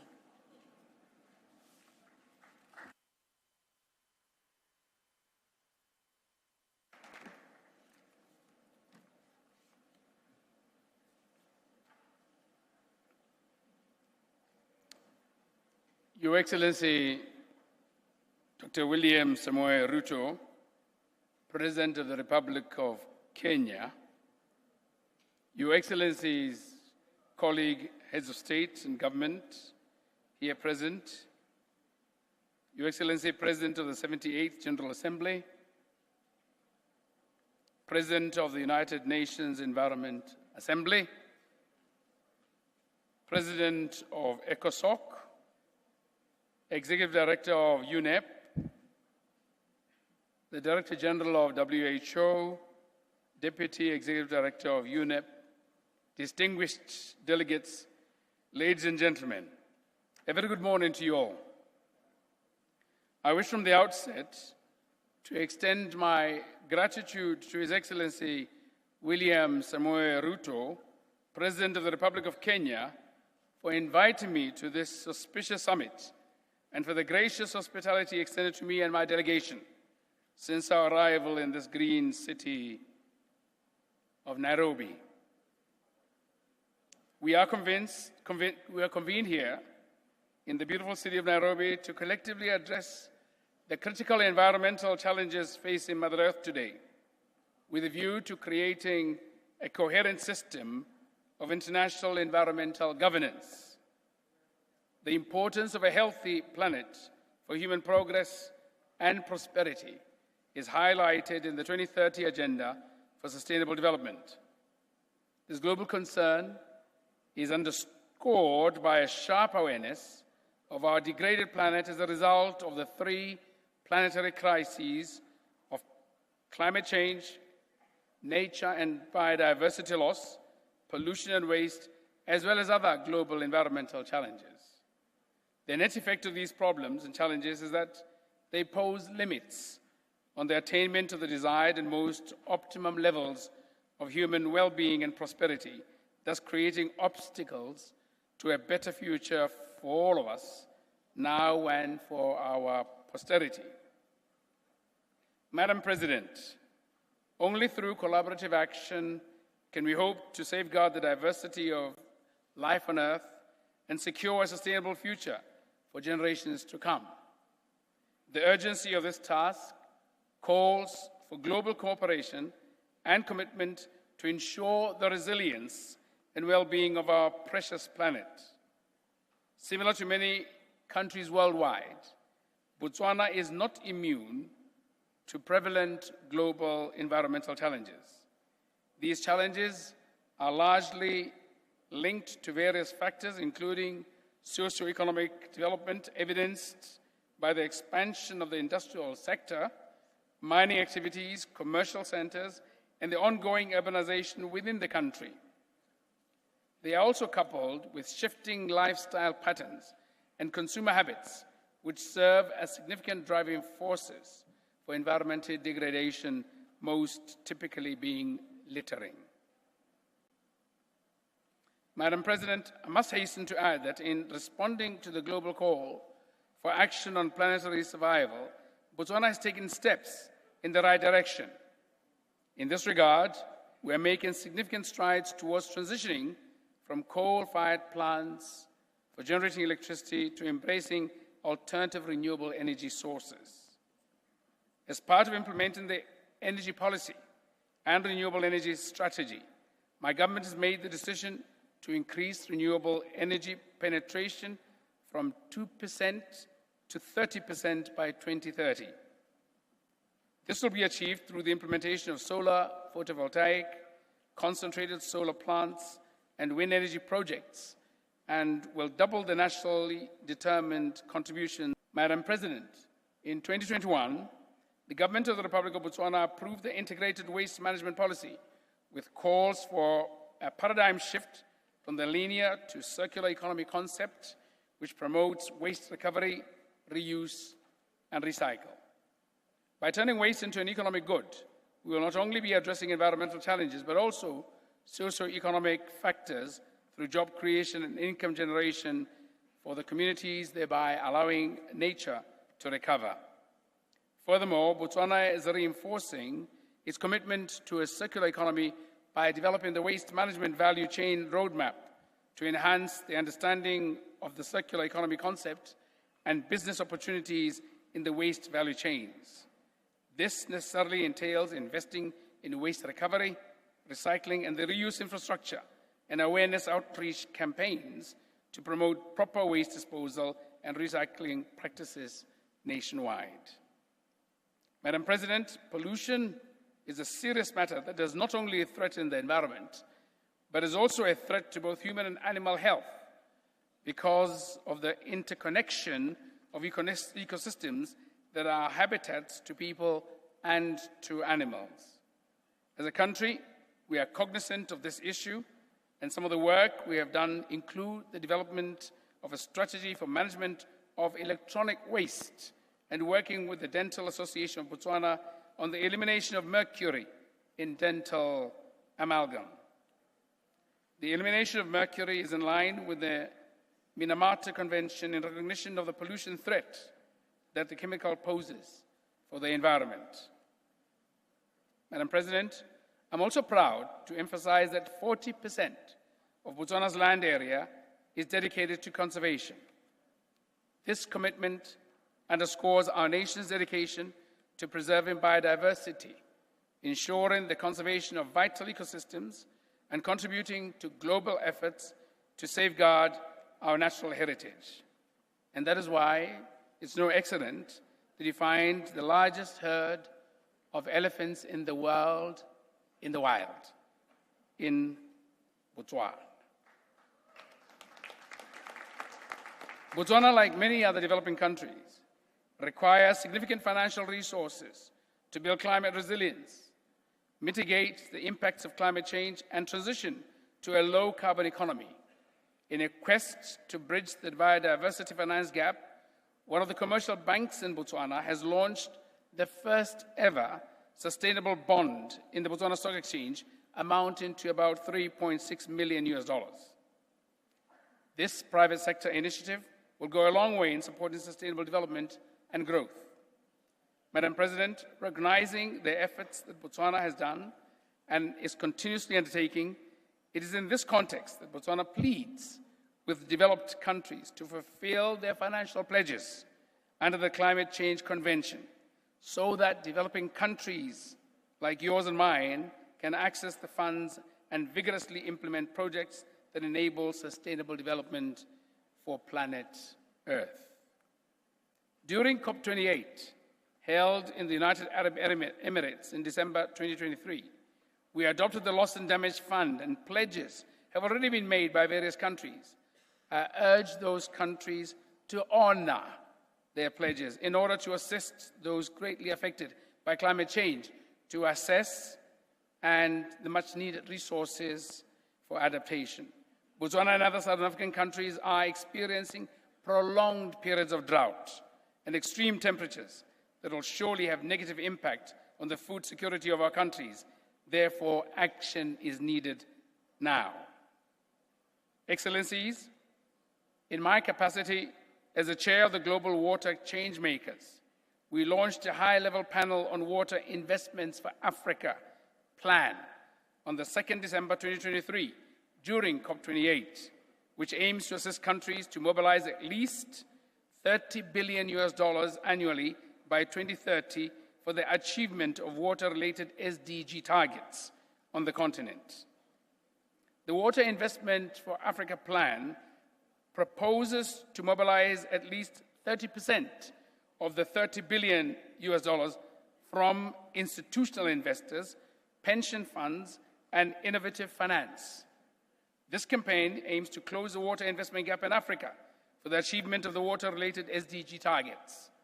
In this respect, I encourage the private sector to play its part in supporting the efforts made at addressing water and sanitation challenges throughout Africa. Madam President, another string to my climate action bow is that I am also the Africa Climate Mobility Champion. This initiative seeks to generate data and analysis, as well as mobilizing political support for locally anchored solutions to anticipate and address climate mobility. Excellencies, distinguished guests, last but not least in importance, in my capacity as the global chair of the Group of Landlocked Developing Countries, LLDCs, it will be remiss of me if I don't seize this opportunity to urge the deliberations to also give eminence to the countries with special situations that bear the most pressure as a result of the three planetary crises of climate change, nature and biodiversity loss, pollution and waste, such as the landlocked developing countries, the least developed countries, and small island developing states. These nations are not just vulnerable, they are also left behind. They need support to uplift their people, create jobs, and foster sustainable growth. Therefore, I urge all of us in the similar spirit to stand in solidarity with the LLDC's agenda through a reinvigorated global partnership and support for the group. I hope to meet you in Kigali this June as we adopt a new ambitious and forward-looking program of action for the next decade. In conclusion, Madam President, let us collectively ensure that the legacy of responsible environmental practices transcends borders, leaving a permanent mark on the well-being of our planet. Through shared responsibility and collaborative actions, we can strive to create a sustainable legacy for generations to come. I thank you for your attention.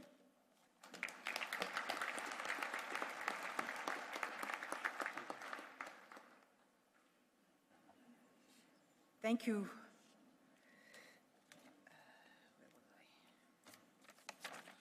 Thank you very much to the President of Botswana for his statements. I now have the honor to invite His Excellency Ismail Omar Gele, President of the Republic of Djibouti, to address the Assembly.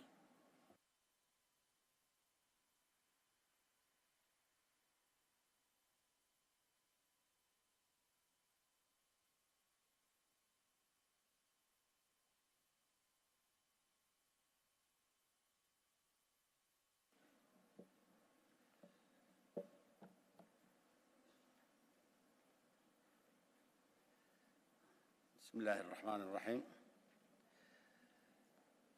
Monsieur le Président, Madame la Présidente, Mesdames et Messieurs les chefs d'État et de gouvernement, Mesdames et Messieurs,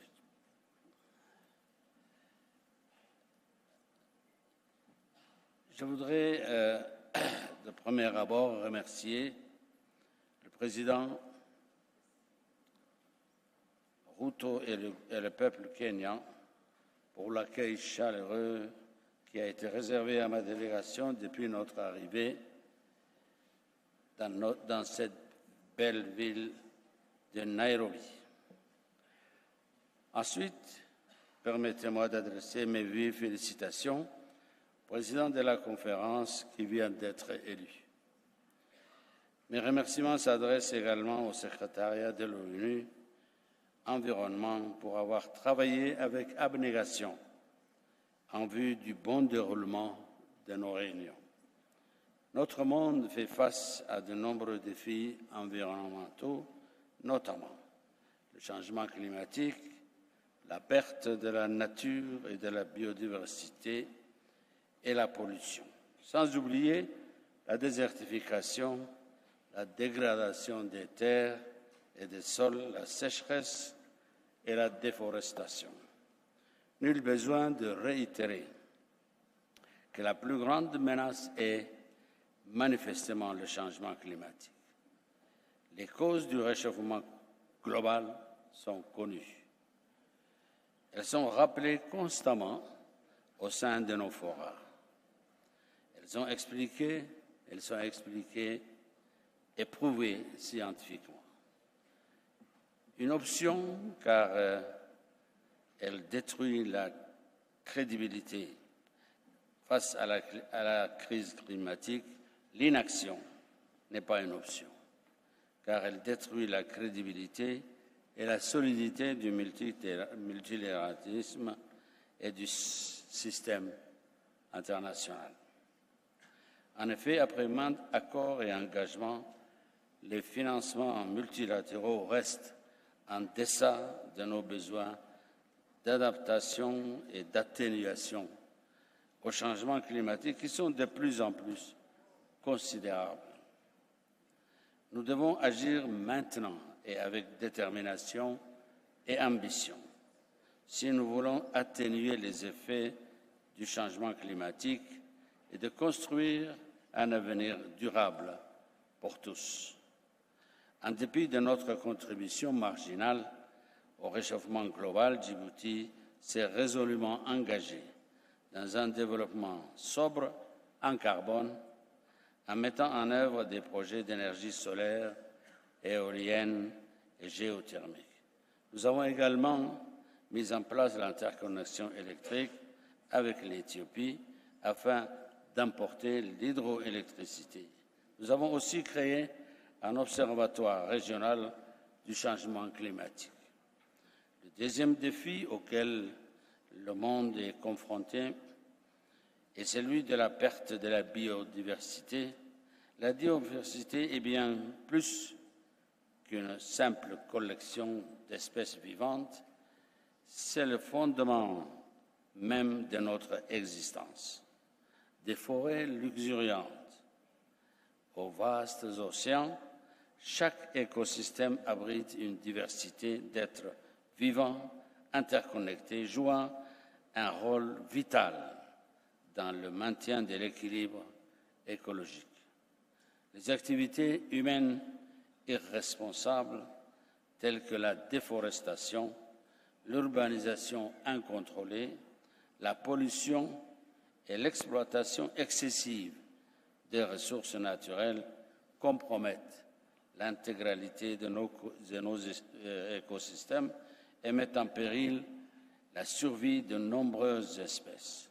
Nous sommes les témoins des conséquences dévastatrices de cette destruction. La disparition accélérée d'espèces animales et végétales, la dégradation des habitats naturels et les perturbations croissantes dans le cycle écologique.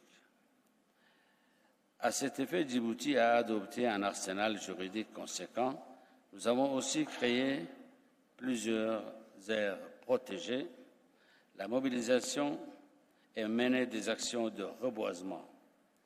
La mobilisation des ressources financières internationales est indispensable pour mener des actions durables en faveur de la biodiversité.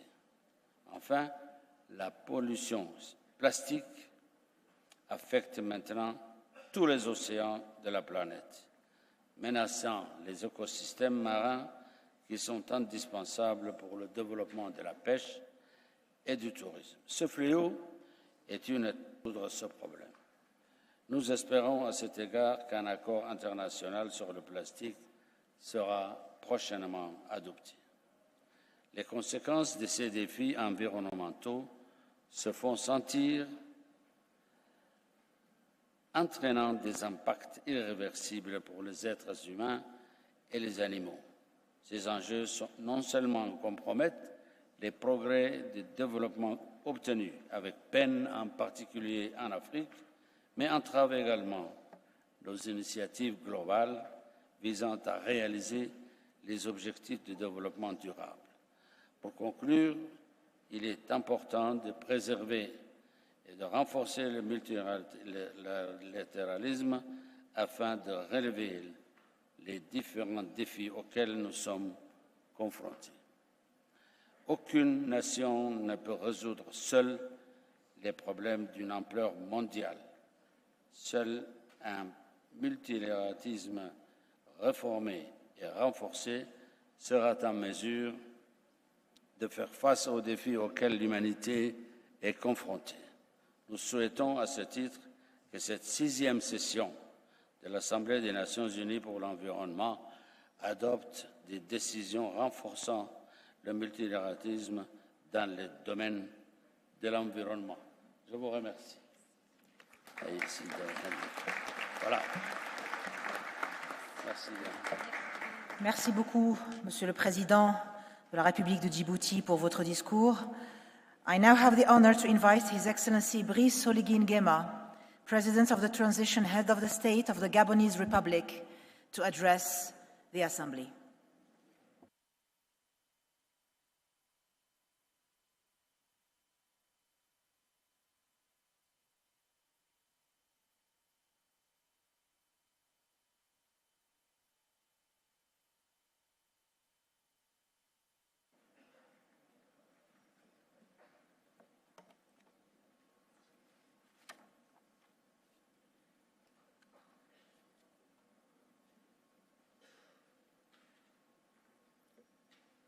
Excellences, Monsieur le Président de la République du Kenya, Excellences, Mesdames et Messieurs les chefs d'État et de gouvernement, Excellences, Monsieur le Président de l'Assemblée générale de l'Organisation des Nations unies, Madame le Président de la 6e session de l'Assemblée des Nations unies pour l'environnement, Madame la directrice exécutive du Programme des Nations unies pour l'environnement, honorables délégués, Mesdames et Messieurs, en prenant la parole devant cette auguste assemblée, je faillirais si je ne m'acquittais de l'agréable devoir d'exprimer ma gratitude à son Excellence le Président Dr William Ruto, dont je loue la vision politique ainsi que l'engagement dans cette quête commune d'une meilleure humanité. Et au peuple kényan pour la chaleur fraternelle de l'accueil réservé à la délégation gabonaise. Excellences, Mesdames et Messieurs, l'humanité fait face à une triple crise environnementale à laquelle nous devons apporter des réponses fortes et collectives.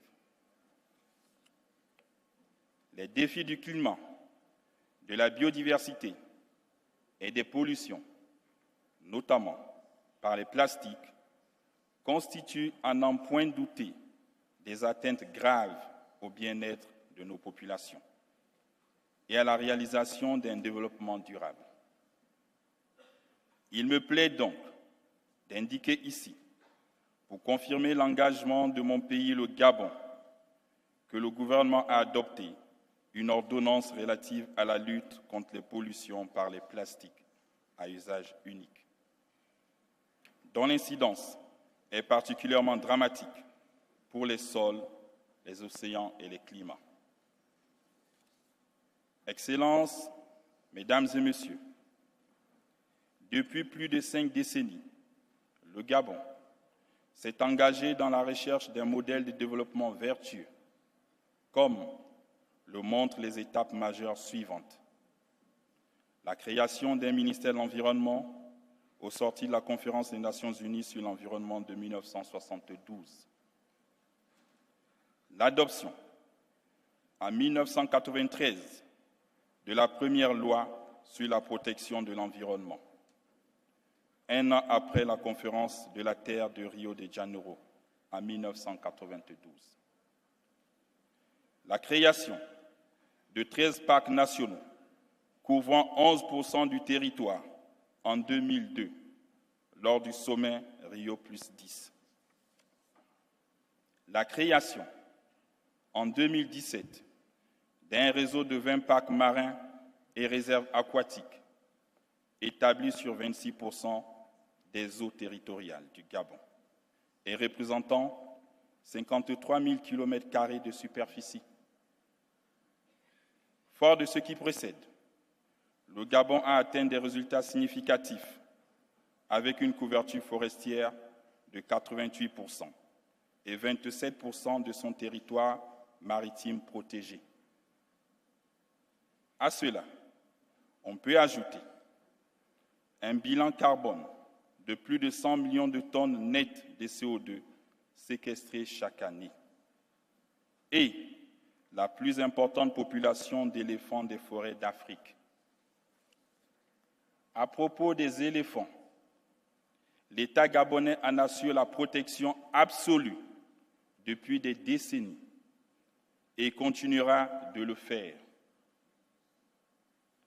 Il n'en reste pas moins vrai que les éléphants constituent aujourd'hui un réel problème socio-économique, sociopolitique et économique dans mon pays, en tant que principal acteur du conflit homme-faune.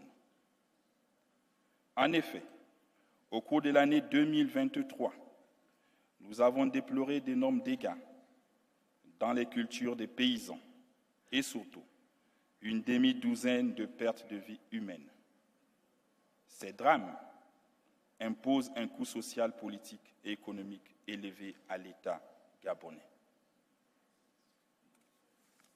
Je le répète, nous continuerons d'assumer nos engagements environnementaux, mais pas au détriment du bien-être de notre population, ni pour plaire à ceux qui sont plus prompts à condamner qu'à accompagner nos États dans une mise en œuvre plus conséquente de ces mécanismes. Excellences, Mesdames et Messieurs, à l'évidence, le comportement prédateur égoïste face à la nature adoptée depuis la révolution industrielle se retrouve aujourd'hui contre l'homme et l'environnement. Dès lors, nos résolutions ne peuvent continuer à être à géométrie variable. Il ne s'agit plus de laisser les uns protéger leur confort, tout en demandant aux autres de sacrifier leurs rêves. Il nous faut apporter plus de justice dans la gouvernance environnementale globale, créer les conditions pour la valorisation économique du capital naturel et faire preuve de solidarité face à l'impérieuse nécessité de développement de l'Afrique. J'exprime donc ici ma détermination à voir nos travaux déboucher sur des résolutions fermes pour la sauvegarde de notre planète. C'est pourquoi je voudrais saisir cette occasion pour lancer un appel à une action mondiale plus juste face à ces trois crises. N'attendons pas la litanie des malheurs. Mobilisons-nous pour faire face ensemble aux défis de notre humanité menacée. Je vous remercie.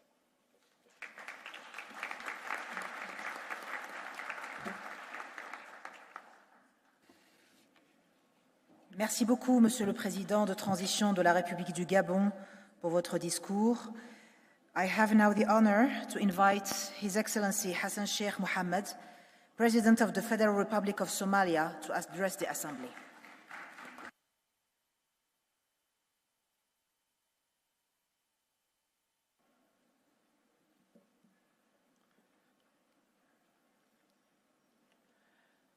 Your Excellencies, ladies and gentlemen, distinguished guests, all protocols are observed. It's an honor and privilege to address this sixth session of the sixth session of the UN Environmental Assembly in Nairobi today. From the outset, I want to express my gratitude to the Kenyan government and the people and the government and the people of Kenya for their warm welcome and hospitality and successful facilitation of this vital UNEA-6 assembly. Equally, I recognize the great effort of the period of UNEA-6 in ensuring the success of this assembly over the last 2 years under the leadership of the brotherly Kingdom of Morocco. I say thank you. Excellencies, ladies and gentlemen, climate change is an existential threat which we must all face together or perish as a human race together. Therefore, the UNEA-6 theme of effective, inclusive, and sustainable multilateral action to take climate change, biodiversity loss, and pollution could not be timelier and more relevant across the world. We are witnessing rising temperatures, more droughts, floods, melting ice caps, and the disruption of a human life in every continent. We cannot go on like this forever. Whether it's the food insecurity facing hundreds of millions of people, rising pollution-related chronic illness, destroyed homes and livelihoods in the most climate vulnerable communities in developing states, or the rapid pace for global urbanization. The only realistic way to address them all is through effective, inclusive, and sustainable multilateral action to tackle climate change, biodiversity loss, and pollution. In Somalia, we are on the front line of the climate change, and our government is working tirelessly to address the enormous challenges we face in mitigating, adapting to the new painful reality we're facing today. As a country, we are witnessing rising temperature and have just come out of a 4-year drought with a climate-induced humanitarian situation still stubbornly persisting. Looking forward, it's predicted that extreme weather events like droughts and floods will increase, having disproportionate impact on our people's lives, livelihoods, infrastructure, land degradation, biodiversity loss, and food insecurity. Accordingly, for us in Somalia, I would strongly argue that we have passed the point of climate crisis and we are now in the climate emergency stage. Given this agonizing reality, we need the support of all our international partners to take immediate action to address this effectively and quickly. Excellencies, ladies and gentlemen, I'm glad to inform you that having established Somalia's first Minister of Environment and Climate Change in the year 2022, our government is in the process of finalizing the remaining few policy and legal frameworks to safeguard our environment. Key Among these is the new Environmental Protection and Management Law, which our government ratified only last week.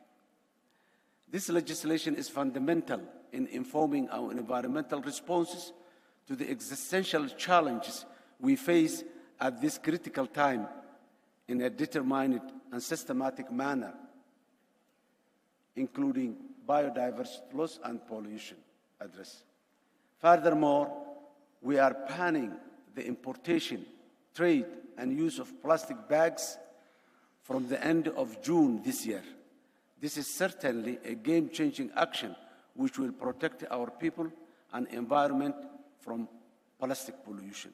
Effective, inclusive, and sustainable multilateral actions to tackle climate change, biodiversity loss, and pollution must include sincere action on climate financing without available, accessible, and affordable financing. Most of the developing states like Somalia cannot meet their vast and most pressing adaptation mitigation requirements and priorities. Our national determined contribution reflects our commitment to addressing climate change through a comprehensive framework that prioritizes both mitigation and adaptation strategies. The total cost of implementing these strategies is estimated to be more than $15 billion through 2030, which underscores the scale of investment required to meet the targets set by Somalia. To meet our adaptation and mitigation targets, this is more than we raise in domestic revenue or are able to borrow from vertical and multilateral funds or the private financing markets. Given the difficulty for access to climate financing, the international climate financing architecture is not serving our needs at the moment and is not fit for the purpose at the moment as well. Excellencies, ladies and gentlemen, there is a huge mismatch between available climate financing and the emergency situation most of the world's affected states, especially fragile countries like Somalia, are in. Accordingly, there must be equity in global access and resource mobilization to ensure that all nations are able to respond to their climate crisis equally for the benefit of humanity. Additionally, there must be a burden sharing between the developed and the developing world in this matter. In the spirit of multilateralism and common development to achieve sustainable development even beyond the 2030 UN aspiration. Better managing and protecting Somalia's environment, as our government is committed to, will ensure that our vast natural resources, including our oceans, fertile lands, and livestock, can translate to green energy, jobs, and growth for the benefit of our people and the wider Horn of Africa region.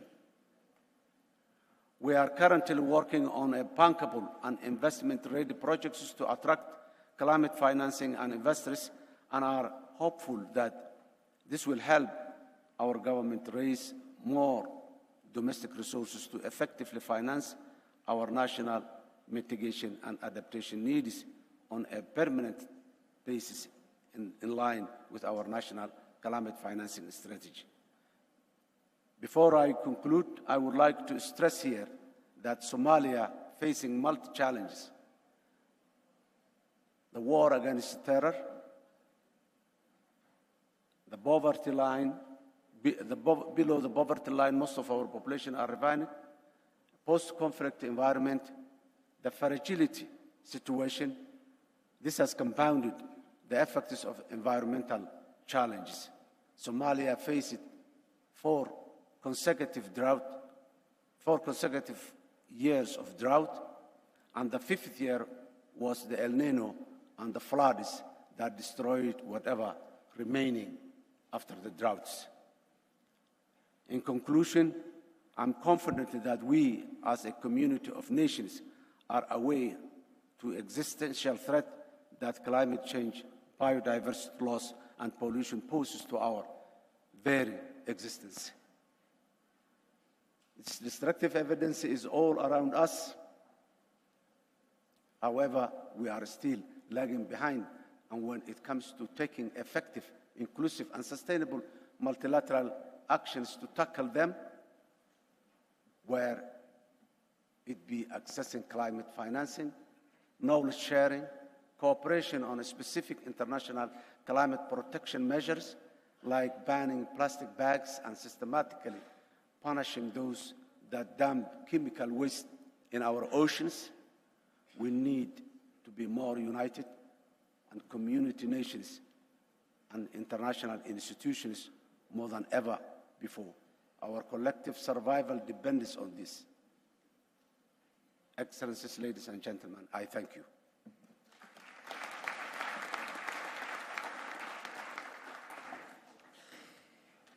Thank you very much, Mr. President of the Federal Republic of Somalia, for your statements. We finished now the statements of presidents, and we are moving to the statements of vice presidents and prime ministers. I have now the honor to invite His Excellency Musa Al-Quni, Vice President of the Presidential Council of the State of Libya, for his statement.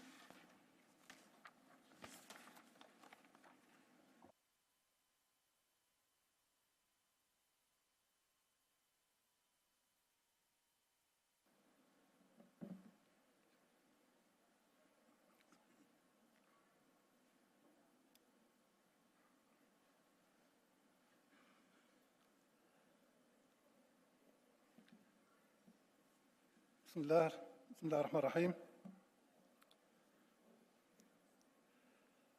فخامة السيد ويليام روتو رئيس جمهورية كينيا، فخامة السيد أنطونيو غوتيريش من خلال الأقمار الصناعية، معالي السيدة ليلى بن علي، فخامة السيد رئيس فرانسيس رئيس الدورة 78 للجمعية العامة المتحدة، فخامة السيدة بولا نادر فايز رئيسة المجلس الاقتصادي والاجتماعي للأمم المتحدة، السيدة إنجر أنترس المدير التنفيذي لبرنامج الأمم المتحدة للبيئة، فخامة رؤساء الدول والحكومات، السيدات والسادة أصحاب المعالي، السلام عليكم ورحمة الله وبركاته. سيد الرئيس الدورة، أود في البداية أن أثني على جهودكم في رئاسة هذه الدورة الحالية والعمل الذي بذلتموه خلال هذه الدورة، والذي ساهم بشكل فعلي في إحراز تقدم للدفع قدما بعمل هذه الدورة والفريق العمل المصاحب لكم.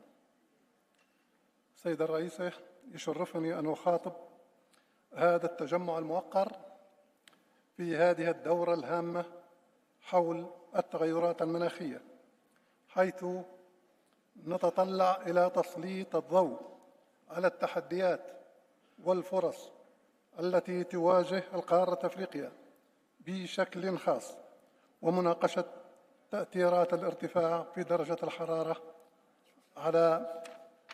على البيئة وتأثيرها على اقتصادياتنا المحلية والقارية. وكلنا أمل في إيجاد آليات تعمل على تحسين إدارة مواردنا والاستفادة من فرص المتاحة في تعزيز الاستدامة. سيدات والسادة، تعلمون إننا كباقي العديد من الدول في القارة الأفريقية تواجه دولتنا ليبيا العديد من التحديات الجمة نتيجة التغيير المناخي، وليس ببعيد عنا ما تعرضت له مدينة درنا والمناطق المجاورة لها، وكما تابعتم جميعا بفعل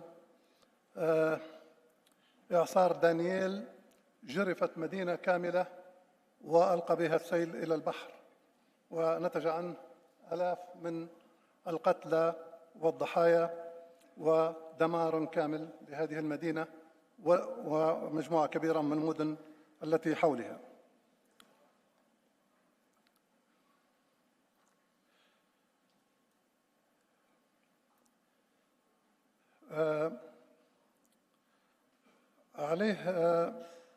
ونحن نواجه معا تحديات خطيرة تتعلق بالتغيير المناخ الذي يتسارع ويتعمق مع مرور الوقت، حيث إن هذه التحديات التي نواجهها اليوم تتطلب تضافر الجهود واتخاذ الإجراءات عاجلة لحماية بيئتنا وضمان استدامة الموارد الطبيعية في ليبيا.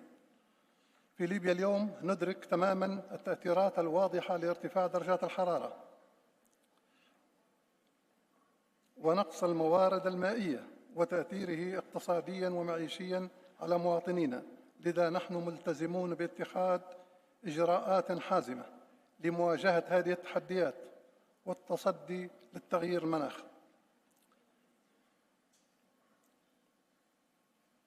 سنعزز استثماراتنا في مجال الطاقة المتجددة ونعمل في تطوير تقنيات جديدة لتحسين الكفاءة البيئية، وسنعتمد على التكنولوجيا لتحسين إدارة الموارد المائية وتعزيز الاستدامة في جميع القطاعات.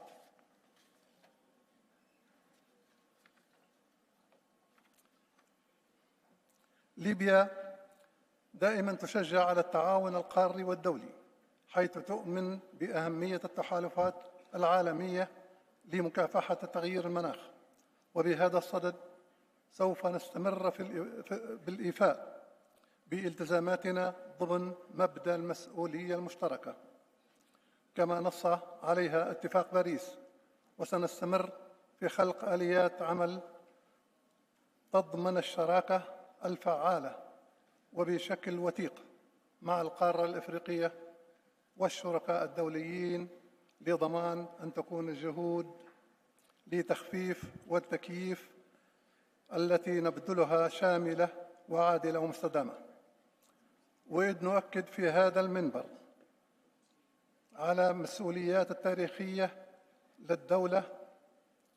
للدول الصناعية المتقدمة للإيفاء بالتزاماتها، حيث نشدد على ضرورة أهمية المشاركة الفعالة وتوفير الدعم المالي للدول النامية للتكيف مع التغيرات المناخية والحد من آثارها السلبية وعدم المساواة بين الدول في التلوث البيئي. كما نحث أيضاً على اتخاذ خطوات حقيقية وعملية لتفعيل ما تم الاتفاق عليه في مؤتمر الأطراف للأمم المتحدة للمناخ بدبي كوب 28، خصوصاً فيما يتعلق بتفعيل صندوق الخسائر والأضرار بما يتماشى مع مصالح الدول النامية. وفي الختام، تقف ليبيا ثابتة في إلزاماتها بالتصدي للتغيير المناخ، ونقف هنا لنشارك في بناء مستقبل أفضل، وسوف نستمر في مشاركتنا في جميع المحافل والمبادرات الدولية والإقليمية، وسنسعى لتبادل الخبرات والمعرفة لتعزيز وبناء القدرات في مجال التكييف مع التغيرات المناخية، وإن مسؤولياتنا اتجاه البيئة والأجيال القادمة تتطلب منا الإجراءات حاسمة وتعاون فعال. عليه ندعو الجميع الدول المشاركة في هذه الدورة إلى التكاتف من أجل تحقيق تغيير إيجابي وفعال، كما نتطلع من خلال اجتماعنا اليوم أن تكون نتائج تحقق آمالنا ومشاغلنا وطموحاتنا وأهدافنا المشتركة التي نصبو جميعاً إليها، ولنكن أملاً حياً في تحقيق التنمية المستدامة والحفاظ على جمال ونعمة كوكبنا. شكراً جزيلاً.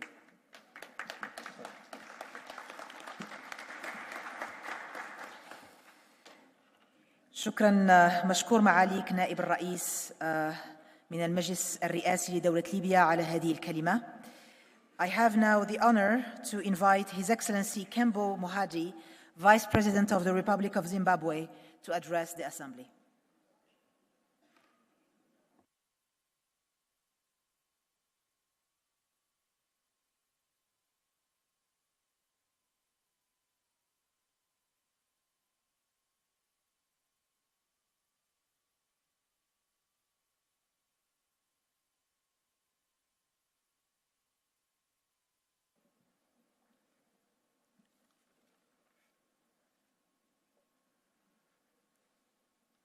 Your Excellency, Dr. William Samoei Ruto, President of Kenya, Excellencies, Head of State and Government, Prime Ministers and other heads of state and government, Honorable Vice Presidents, Your Excellency, President of the General Assembly, President of the 6th session of the United Nations Environmental Assembly, Your Excellency Ms. Leila Benal, Honorable Ministers, the Executive Director of UNEP, Ms. Inga Anderson, invited guests, ladies and gentlemen. I bring cordial and fraternal greetings from the President of the Republic of Zimbabwe, His Excellency Dr. Emmerson Mnangagwa, who would have loved to attend this august event, but could not do so due to pressing prior commitments. Please allow me to express our sincere gratitude to His Excellency Dr. William Ruto, President of the Republic of Kenya, for the invitation to this high-level segment and to the Republic of Kenya. And thank the Republic of Kenya through their President for the excellent hospitality extended to our delegation since the commencement of the 6th session of the United Nations Environmental Assembly. I also wish to recognize and congratulate the President of UNEA-6, Her Excellency Leila Benal, for her astute leadership during this session. Your Excellencies, our generation is facing formidable environmental challenges since the turn of the century. We are gathered here to address the critical environmental challenges we face and to present our commitment to sustainable development at this 6th session of the United Nations Environmental Assembly, running under the theme, and I quote, effective, inclusive, sustainable multilateral actions to tackle climate change, biodiversity and loss pollution. Zimbabwe recognized the importance of environmental conservation and sustainable practices in achieving the goals of the 2030 Agenda for the Sustainable Development, which dovetails with our own nation's vision of 2030 towards a prosperous and empowered upper middle-income society by the year 2030. We acknowledge that environmental degradation poses a significant threat to our nation's economic, social, and ecological well-being. We therefore are dedicated and determined to implement plans and policies and strategies that promote sustainable development. I would like to begin by highlighting our efforts in addressing climate change. Zimbabwe is committed to reducing greenhouse gas emissions at a target of 40% per capita emissions reduction across all sectors of the economy by the year 2030, and transitioning towards a low-carbon economy by the year 2030.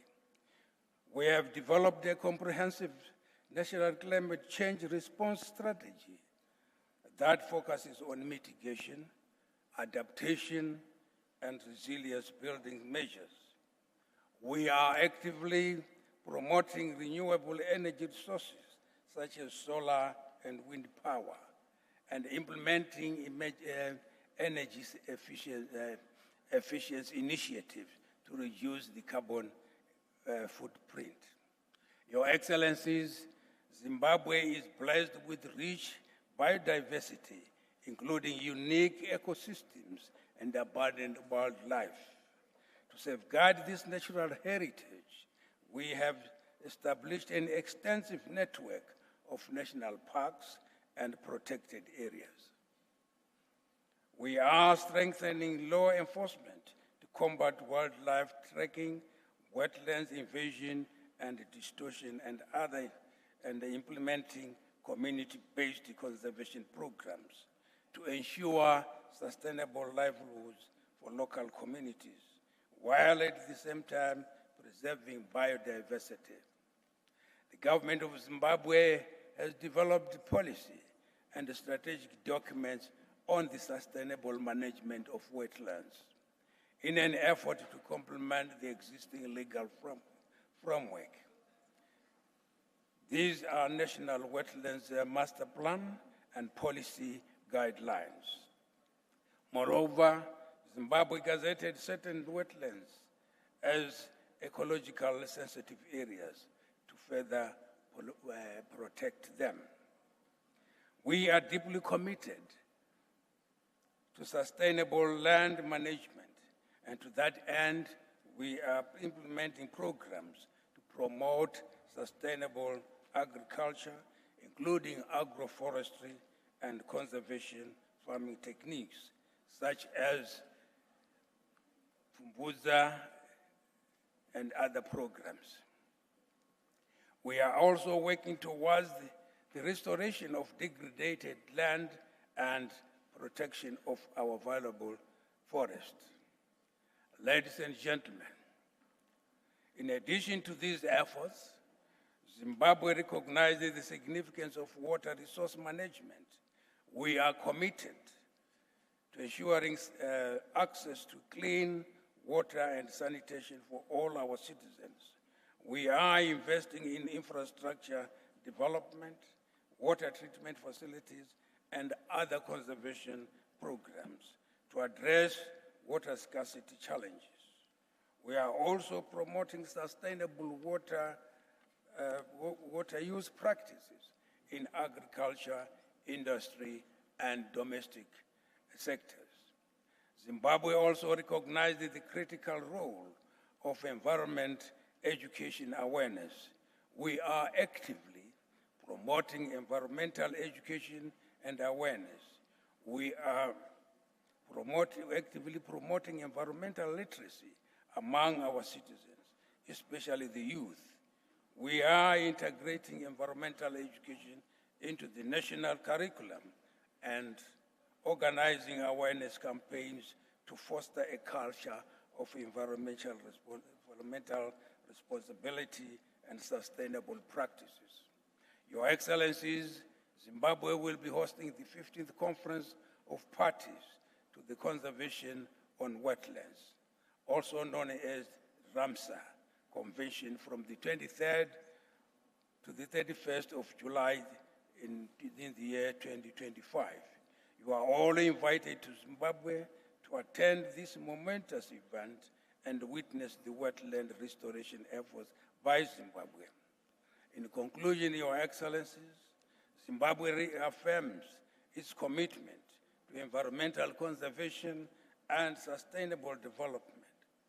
We recognize that achieving these objectives requires collaboration and support from international community. We are determined to work closely with other nations, civil society organizations, and the multilateral institutions to address global environmental challenges collectively. I thank you.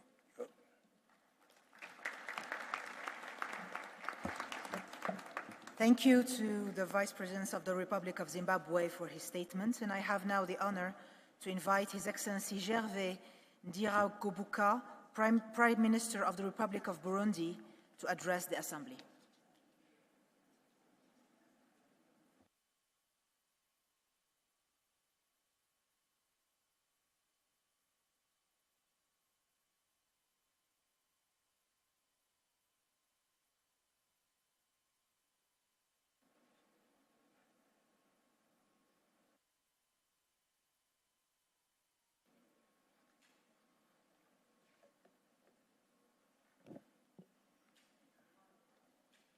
Excellences, Monsieur le Président de la République du Kenya, Excellences, Mesdames et Messieurs les chefs d'État et de gouvernement, Excellences, Madame la Présidente de la NIWEL, Excellences, Madame le Directeur exécutif du Programme des Nations Unies pour l'environnement, Mesdames et Messieurs les ministres, Mesdames et Messieurs les chefs de délégation, Mesdames et Messieurs, tout protocole observé.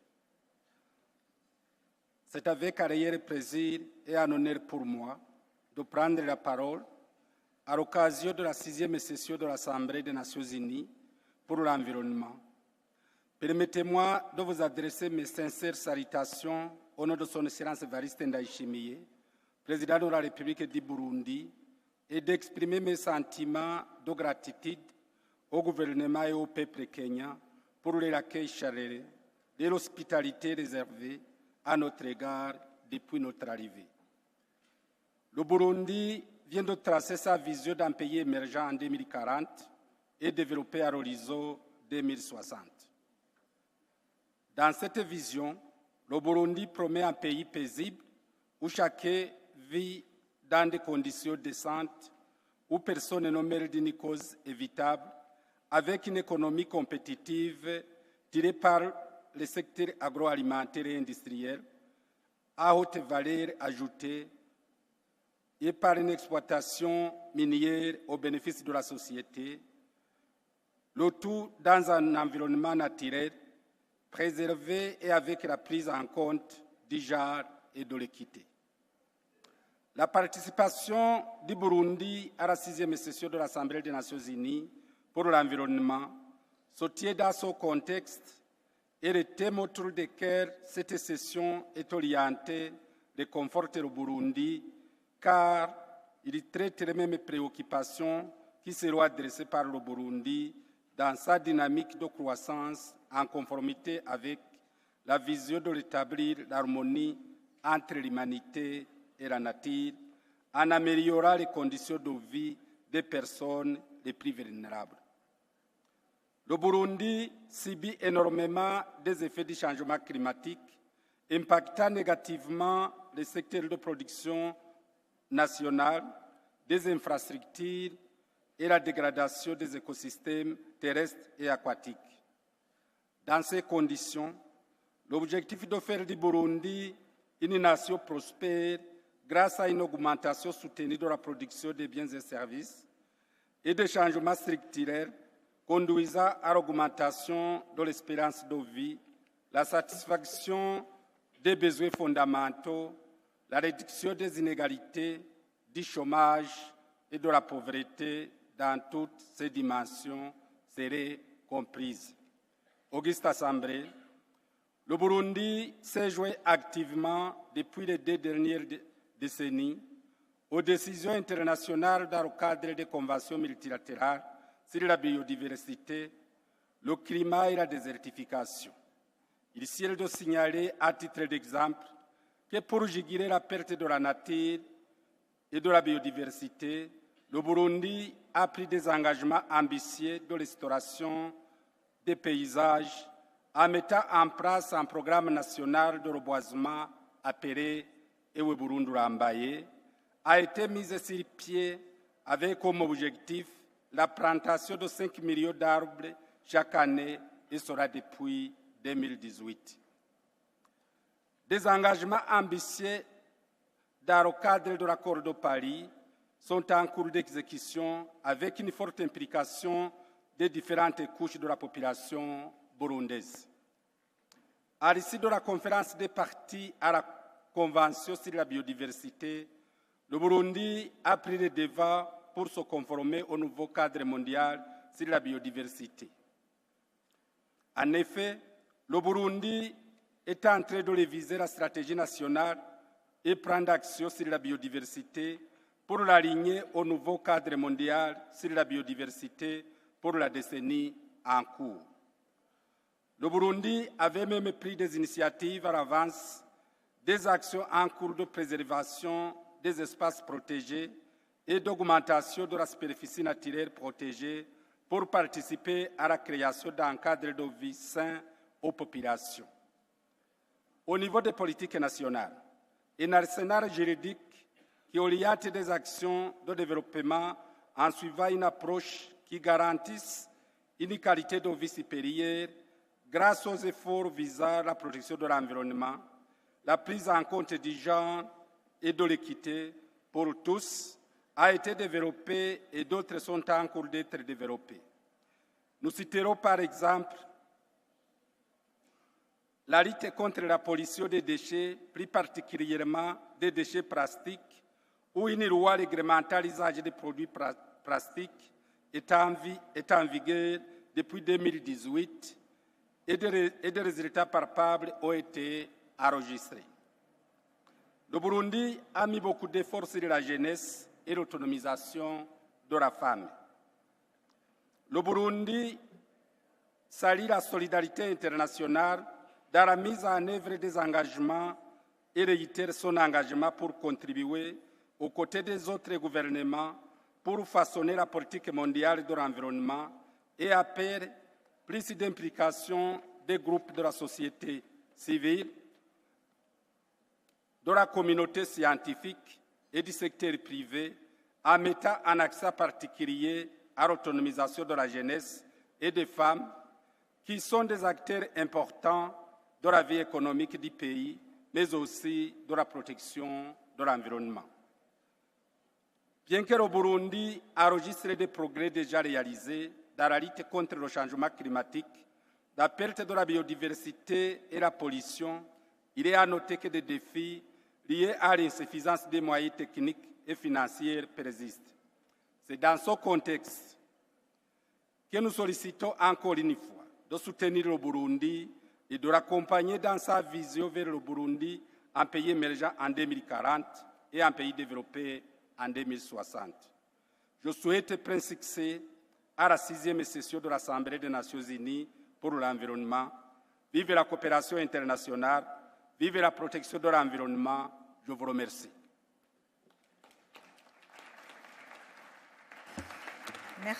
Merci, Monsieur le Premier ministre de la République du Burundi, pour votre discours.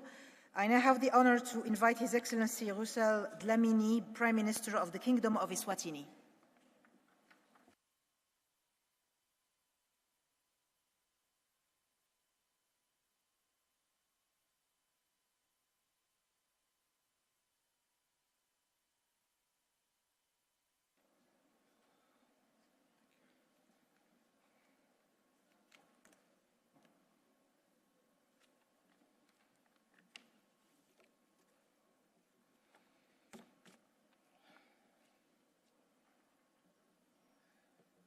Your Excellency, the President of the United Nations Environment Assembly, His Excellency Honorable William Samoei Ruto, President of the Republic of Kenya, Excellencies, Heads of State and Government, the Executive Director of the United Nations Environment Programme, Excellencies, distinguished delegates. Let me begin by saying that it is a great honor that I was invited to be part of this August gathering and also to present this statement on behalf of the government of the Kingdom of Eswatini. I do bring with me regards from His Majesty the King, as well as from the Queen Mother of the Kingdom of Eswatini. I would like to start by passing our sincere gratitude to the government and the people of Kenya for their warm welcome to this great green city of Nairobi and the hospitality accorded to me and my delegation since our arrival. Allow me to extend our profound gratitude to the Kingdom of Morocco for the tremendous work done over the past 2 years as chair of the United Nations Environment Assembly, which has culminated to this historic 6th Assembly. The Kingdom of Eswatini reaffirms its total support to the presidency of the United Nations Environment Programme under the excellent leadership of Ms. Inga Anderson, Executive Director, and her team for all the good work done in facilitating this meeting. Excellencies, the Kingdom of Eswatini believes that multilateralism is the only hope for lasting global peace and for humanity to live sustainably in harmony with nature, as we can learn from indigenous people of the world. As we face the triple planetary crisis of climate change, biodiversity loss, and pollution, let us use this 6th UNEA to renew the Nairobi spirit of international cooperation to seek lasting and just solutions to these challenges. We applaud the achievements and milestones of this assembly, which has contributed to addressing the planetary crisis of climate change, biodiversity loss, and pollution and waste management. Eswatini acknowledges UNEA's positive global progress on the adoption of the Kunming-Montreal Global Biodiversity Framework, the Global Framework on Chemicals, Pollution and Waste, and the UNEA 5.2 resolution to end plastic pollution and forge an international legally binding agreement by the end of 2024. Amongst others, these resolutions will contribute to the national action on ending plastic pollution and enhancing the chemicals and waste management laws, as well as contributing to biodiversity conservation in Eswatini. Excellencies, on the global targets towards net zero, Eswatini has been on the receiving end of climate change-induced weather events such as drought, unprecedented tropical cyclones, hail, and windstorms. These reverses some of the hard-earned development gains. Excellencies, scientific assessments continue to provide us with stark evidence that more needs to be done in addressing the environmental crisis.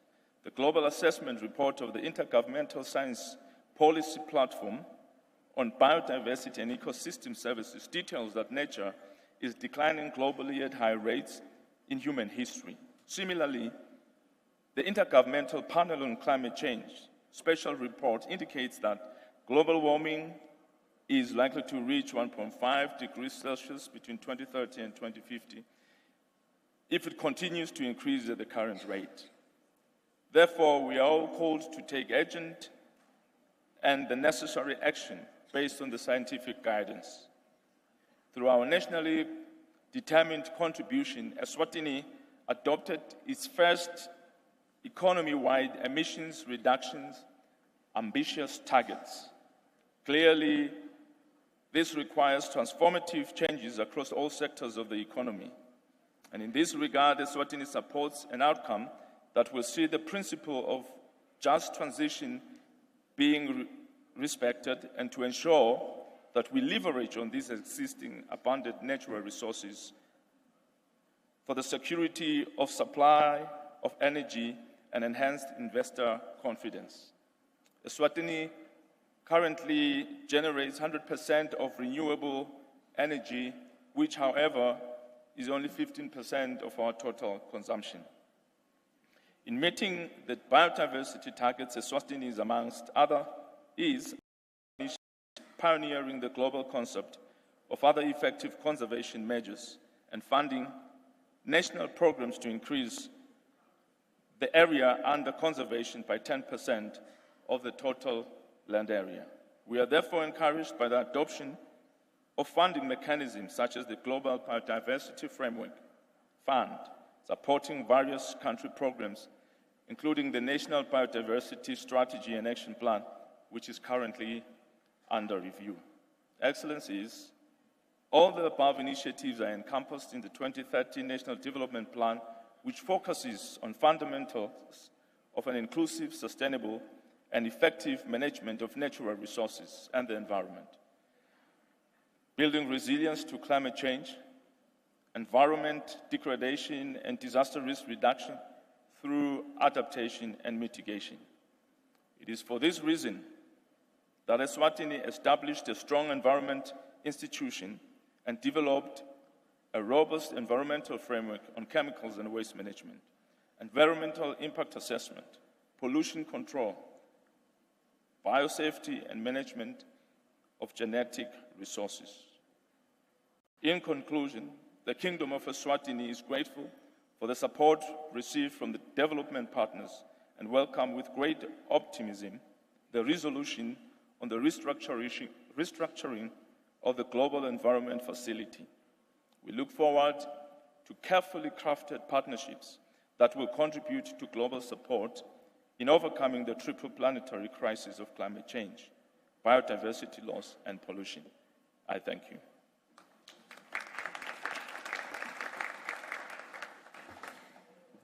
Thank you very much to the Prime Minister of the Kingdom of Eswatini for his statement. I now have the honor to invite His Excellency Ariel Henry, Prime Minister and Minister of Culture of Communication of the Republic of Haiti.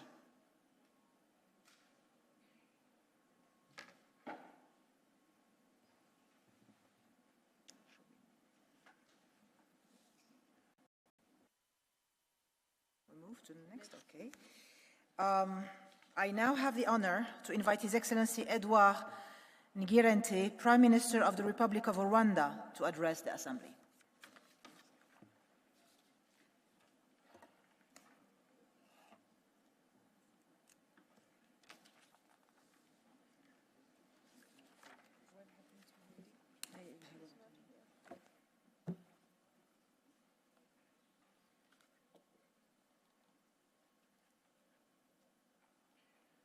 Your Excellency William Ruto, President of the Republic of Kenya and our hosts, Excellencies, Head of State and the Government, distinguished delegate, it is a pleasure to be back in Nairobi to attend this specific session of the United Nations Environment Assembly, representing His Excellency Paul Kagame, the President of the Republic of Rwanda.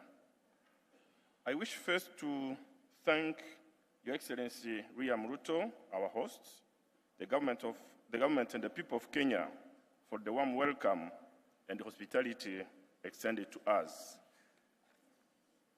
I also congratulate the United Nations Environment Program, UNEP, for successfully convening this important assembly.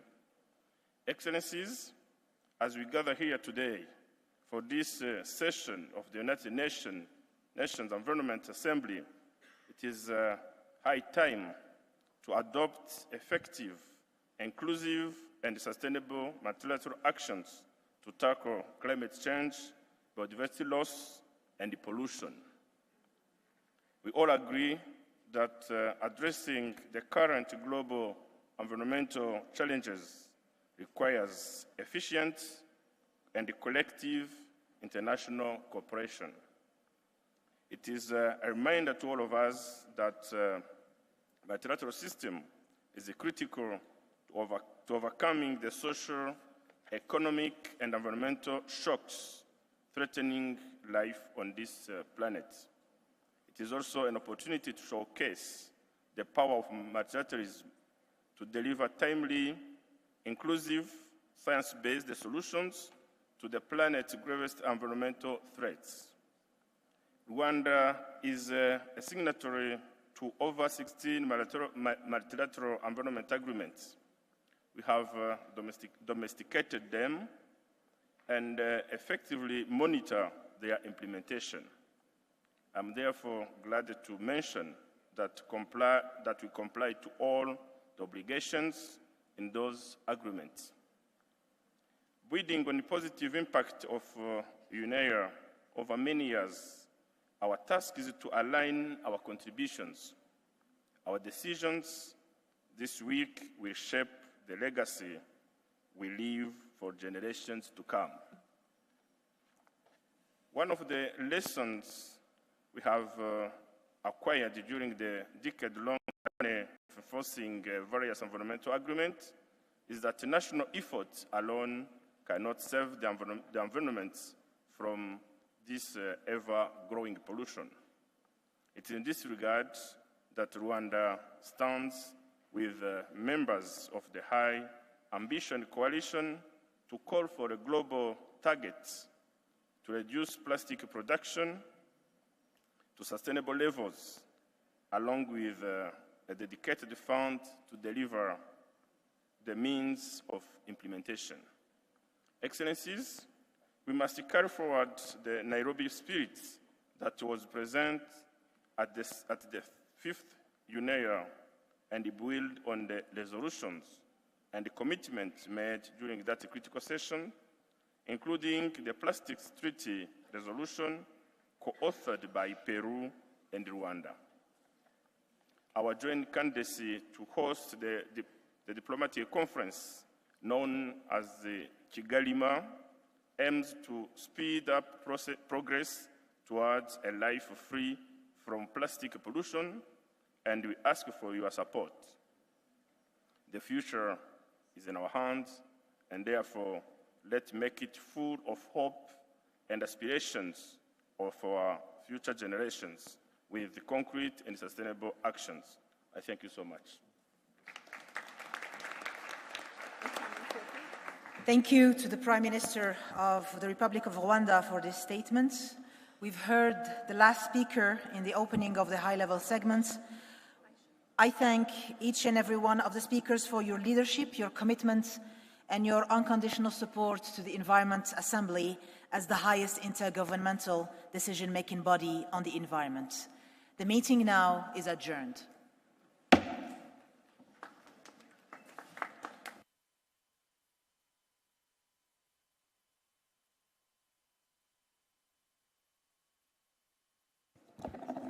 Distinguished delegates, may I kindly ask that you remain seated while the dignitaries, the VIPs, take their leave, please? Thank you.